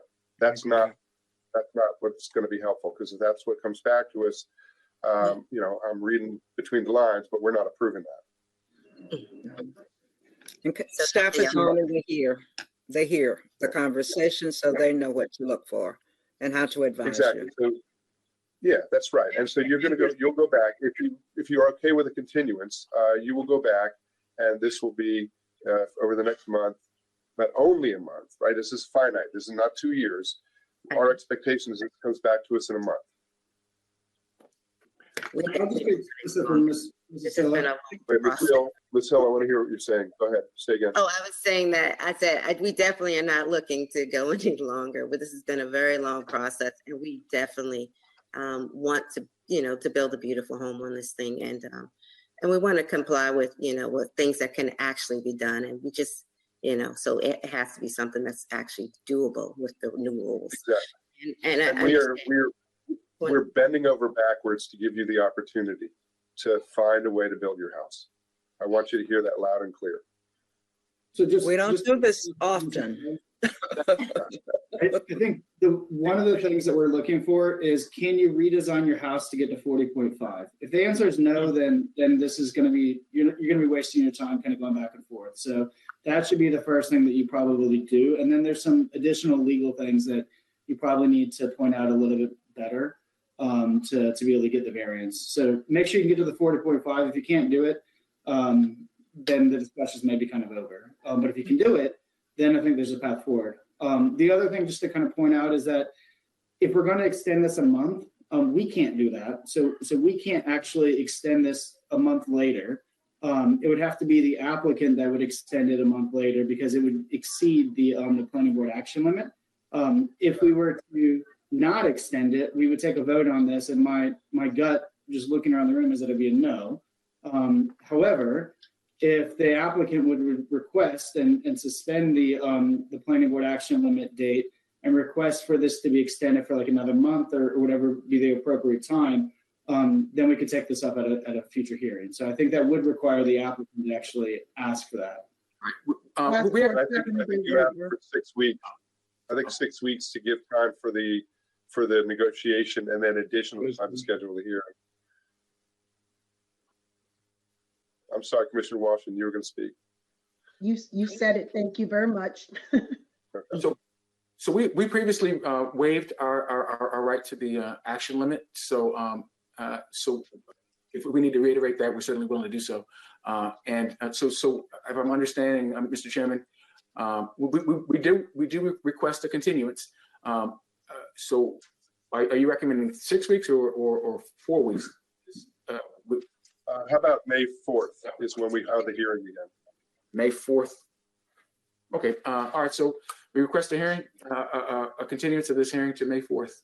No, Mr. Hill, I think the appropriate language, and Mr. Hunt, please weigh in, that you, the applicant, are waiving it's a 70, I think the waivers come in 70-day increments.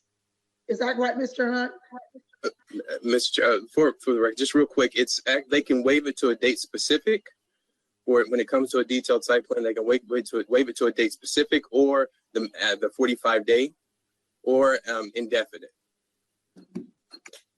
So my recommendation, if this works, is that you waive it until May 4th. Date specific. Date specific.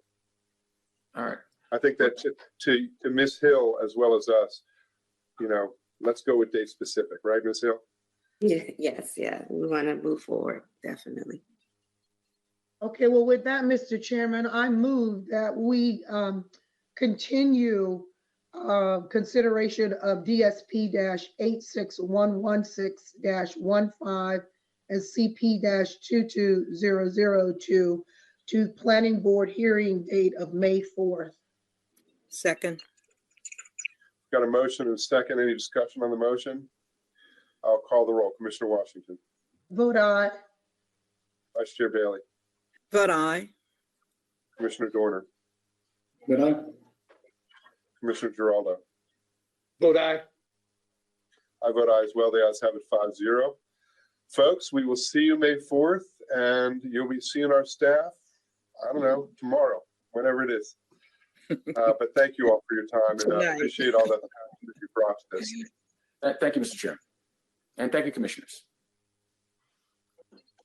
Okay, folks, we have 2 more items. One's a little bit of time. It's about 15 minutes. The other, I want to bring back the 6-year work program, which is we neglected to vote on that, and staff is saying that actually do need us to vote on that 6-year work program.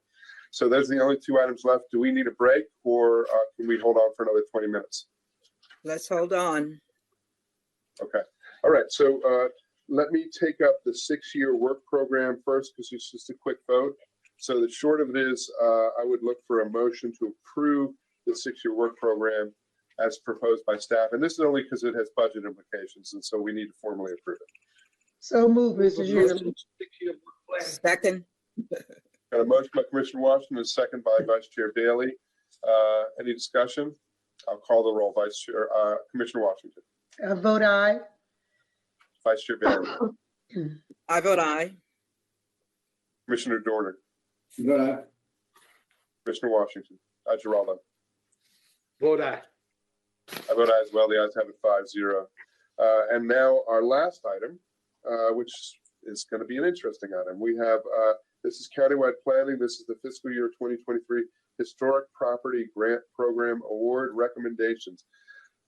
There's so much work that goes into this by the staff, and I'm excited to hear these award recommendations.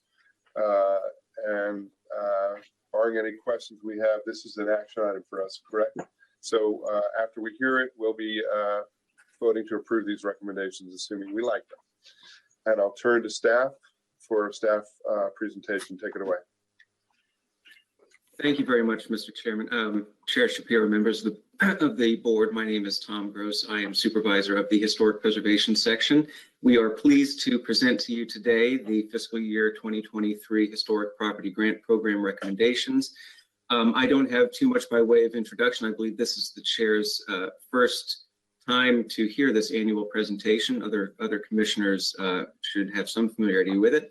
We're very proud of this program. It's one of the things that we really enjoy about our job is providing support to historic property owners for the important preservation work that they do on their historic properties. So without further ado, I'm going to hand it over to my able colleague, Daniel Tanna, who manages the Historic Property Grant Program.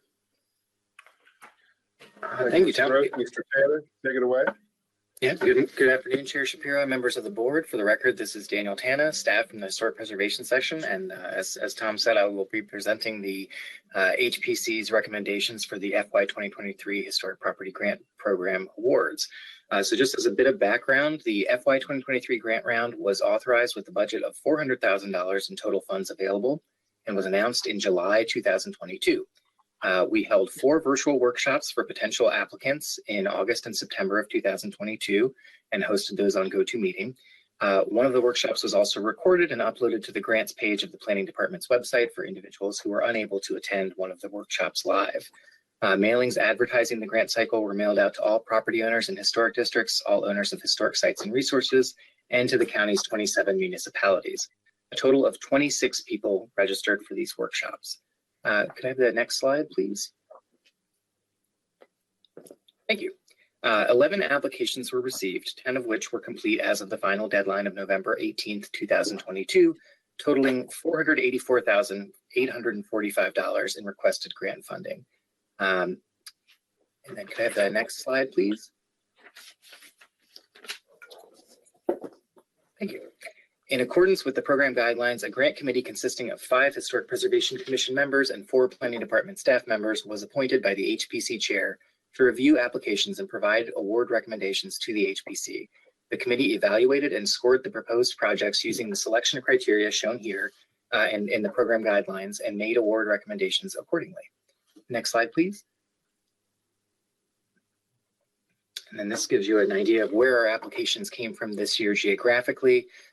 So again, the total requested funds was $484,845, which exceeded the available budget by $84,845. And the range of scores for the completed applications were within a narrow 9-point range. So the highest score was 70 and the lowest score was, the highest score was 79 and the lowest score was 70. So as a result, the grant committee utilized strategic reductions in order to maximize the number of properties that were recommended to receive funds and to try to direct funds to proposed work that most exemplifies the purpose of the program in accordance with the adopted program guidelines. The one incomplete application was not recommended to receive funding. Next slide, please. So the table here provides detailed funding recommendations, and the following slides provide summaries of each application if you are interested in seeing those. Complete copies of each application can also be found in attachment 4 of the backup. And so this just gives you a sense of where we landed with the HPC's recommendations and who they recommended to get funding. So they were actually able to this year, with the exception of the one incomplete application, figure out, by way of redirecting the funds, again, to the work that most exemplifies the purpose of the program and the program guidelines, to make it so that everybody that applied and had a completed application is actually able to receive a fairly significant amount, if not the full amount that they asked for of funding this year, which we're very happy about. So I will leave it to your discretion now whether the board would like to see individual summary slides of each application, or if not, I can just skip to the end. So it's completely up to you all. I mean, I'm new to this. I wouldn't mind a very abbreviated version of that to at least see the pretty pictures and maybe if there's a highlight on each one. Yeah, absolutely. Okay, could I have the next slide, please? Yeah, just to flag one of them, the Smith Israel and Son house. I just wanted to know like why it was 30 instead of the requested 50 when you get to that slide. Okay, yeah, I can get into that for sure. Okay, so this is the first one. Again, this is St. John's Church in Beltsville. The majority of the funding would be going to resetting these burial markers in the historic cemetery, as well as some exterior trim paint and HVAC replacement. This is most of the applicants this year are returning for a second or third award. And so this property already has an easement held on it by the commission, and will be kind of continuing earlier work that had been started there in the cemetery first and then at the church 2 years ago. Next slide, please. And this will just show you a breakdown of their proposed budget. So what they were asking for and what they would do with it. And you can see that all here. Next slide, please. This is the Burgess House in Hyattsville, again, a returning grant recipient if they are selected this year. And they have had all of their historic wood windows repaired and restored. And so now they're moving on to the repair and repainting of all the other exterior non-window related wood elements of the house. And that's for a total cost of $30,000 with a, next slide, please, with a budget breakdown as such. So it's a lot of labor, scraping and painting and that sort of thing. And then installing storm windows to protect the restored windows that are there now. Next slide, please. This is the Mount Rainier United Methodist Church requesting $50,000 to replace in kind their slate roof on the flat roof, or rather the gable roof portion of the building. You can kind of see, I don't know if you can see my cursor at all here, but it's just above where the yellow highlighting is. And then also they have some interior plaster repairs related to the roof deterioration, so water infiltration, stuff like that. Although I believe, could I have the next slide, please? If I recall correctly, yeah, the interior water repairs are actually not going to be grant funded at all. That would, the cost so much exceeds the maximum grant award that they'll be covering a lot of it on their own, and that includes the interior work that is related but would not be funded. Next slide, please. This is the E.E. Clark House in Mount Rainier requesting $14,845 for an addition and upgrade, to replace the roof on the addition and to upgrade their electrical panel to bring it up to code. Could I have the next slide, please, to show the budget? And this gives you some sense of what they are going to be spending that money on. So it's a lot of safety and building envelope repair here. Next slide, please. This is the Smith Israelson House in Mount Rainier as well. They came into our program about 2 years ago, and this will be their second grant with us. We've been working through them with their first one, and it's been great so far. So this time around, they've come back for roof, gutter, and porch repair, storm window fabrication and installation, basement brick repointing, and HVAC work. And if I can bring up the next slide to show the budget, I think this will be the easiest way to show where these reductions were made. So I'm going to open up my notes here, and let's see. So we reduced the Smith Israelson House by, it was reduced, so 10,000 was let's see, the radiant heat, and then the mini split replacement was also sort of identified as a line item that, looking at the grant program guidelines, which were, have been adopted by the planning board, there's language in those guidelines about really focusing the limited funding, because the demand always exceeds what we have available. So when we get down to brass tacks and have to decide what to fund in this competitive way, we look for things that are mainly focused on the building envelope, the structure, the roof, windows, exterior cladding, and structural things, so foundation work and things of that nature. Because one, those things are really integral to keeping a building standing, and two, they are the most visible from the outside. And that's sort of where the public benefit of this all comes in. You know, these properties are being maintained as historic sites, and the main public benefit of that is that they are visible to the public. So when work is focused on HVAC or electrical stuff, it can be really relevant and it can be eligible for funding.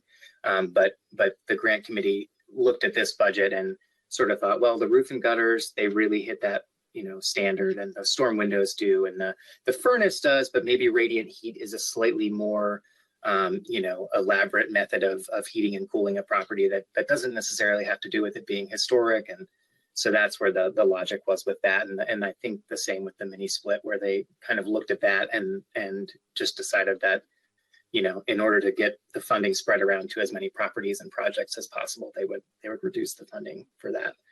So that's where the difference from their request and our the HPC's recommendation comes from.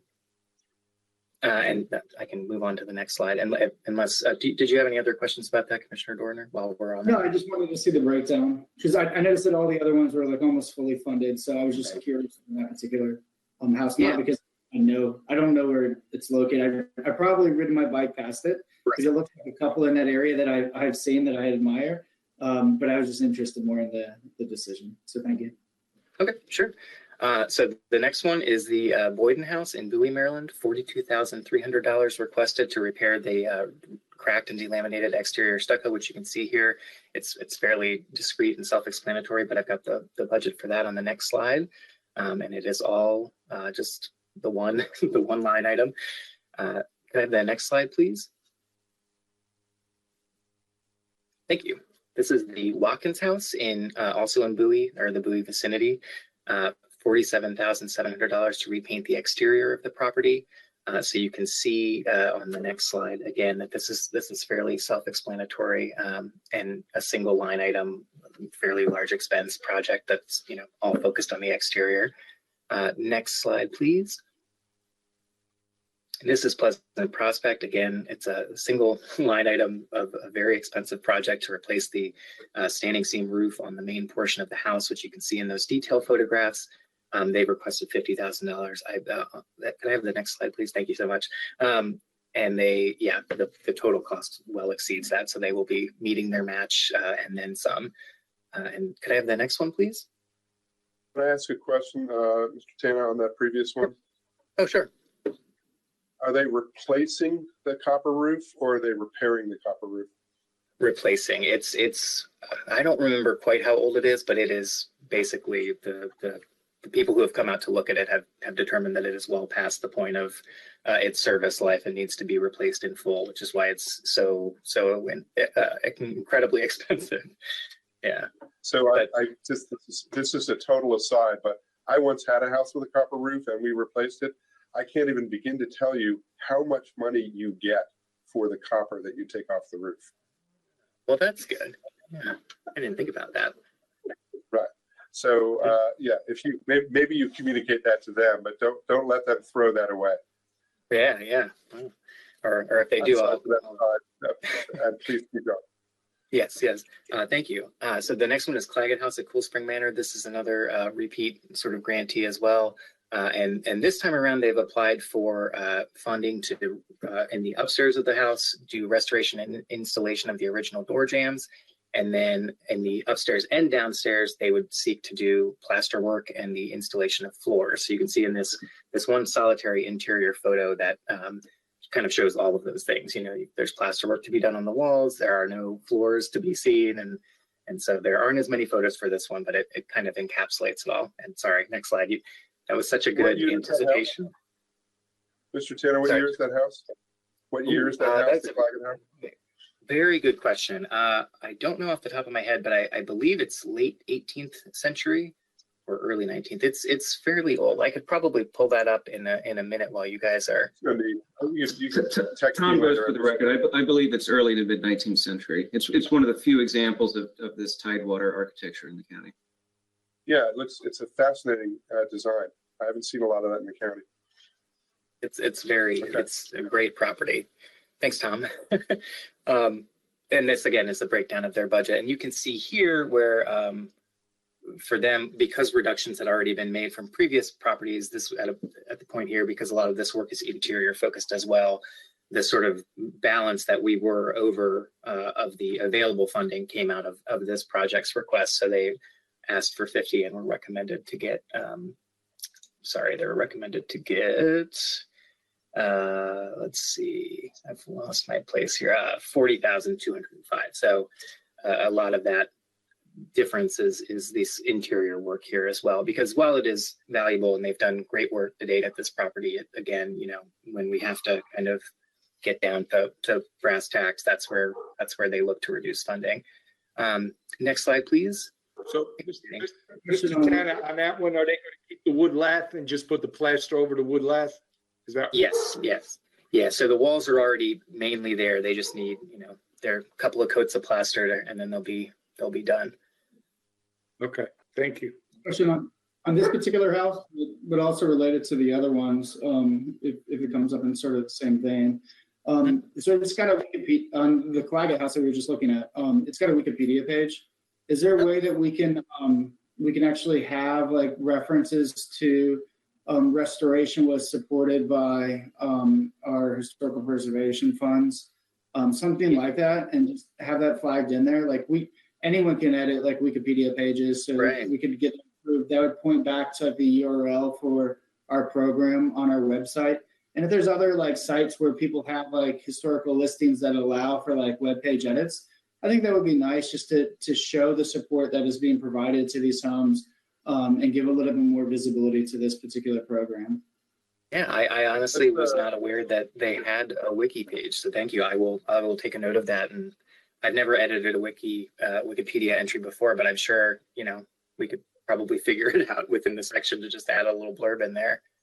Yeah, if you go in and you may want to talk to our public affairs. It'll get flagged by like the moderators and stuff. It's pretty easy to do. They'll check it and stuff. As long as like it looks legit, like adding in like legitimate information that's not controversial, it's just like a URL, then they'll go back and fix it later on and stuff. And again, Tom, I believe I saw Mr. I'm sorry, Mr. Warner. Chair Shapiro had a good idea of coordinating through our public affairs team, but I'll defer to Mr. Warner if there's any legal issues that we're not contemplating here. No, I was just going to add in working with Dan on many of these grant agreements that this could be a provision inserted in the application process that, you know, perhaps requires the grant recipient to do what you're asking or some kind of form of promotion of our grant funding somewhere in some location. That's also another approach, and have the grant applicant take care of that as well. Good idea. Well, I'll keep going. I think we're down to the last two, so I'm almost done with your time here. This is Birdlawn Manor. This was our incomplete application. This is the budget as we received it, although it was not clear. There wasn't a lot of detail given, which you can kind of see here. You know, they talked about replacing the roof and replacing columns, but they didn't really tell us what they were going to replace it with, which was a problem, because as we're evaluating these, we do want to make sure that what is being proposed in these applications is approvable under the county's preservation ordinance subtitle 29. And without knowing what materials are being proposed, we can't really do that. So that's why we weren't with going back and forth with this applicant and sending them a couple of requests and reminders. We were never able to get that additional information to kind of really fully review that. And that's why this one was not recommended for funding this round, unfortunately. But there's always next year, hopefully. Next slide, please. And then this is our final one. This is the Turner House in Upper Marlboro. They have sought out funding for a lot of stuff. They have a very full agenda of things to get done here, which includes foundation and chimney repair, the encapsulation of the crawl space, correcting some drainage on the site, and then also updating the gutters to handle, you know, we've just been getting so much rain lately that they've looked into getting their gutters upgraded to handle that better. Next slide, please. And so you can see their budget here, which again is probably our most complex one this year with what they've got going And then that, I believe, the next slide takes me back just to the summary of recommendations again. And so we're just asking the board this year to, based on the applications and the grant committee recommendations presented to you by staff, or presented to them by staff, the Historic Preservation Commission approved the grant committee's recommendations at its February 21st, 2023 meeting, and has forwarded these recommendations on to you for your contemplation. And we ask that the planning board select the grant recipients for the 2023 funding year, which I believe is the ask on the next slide. I should have probably advanced it to that one before I read all that. But yeah, so there you have it. That concludes staff's presentation.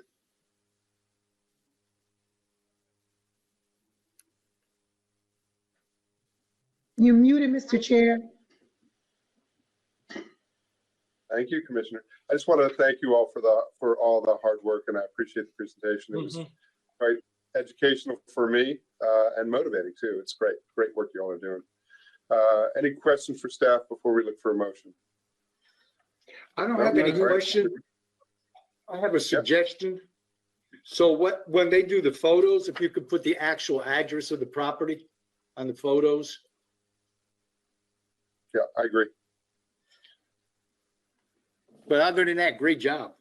You can definitely start doing that. Thank you.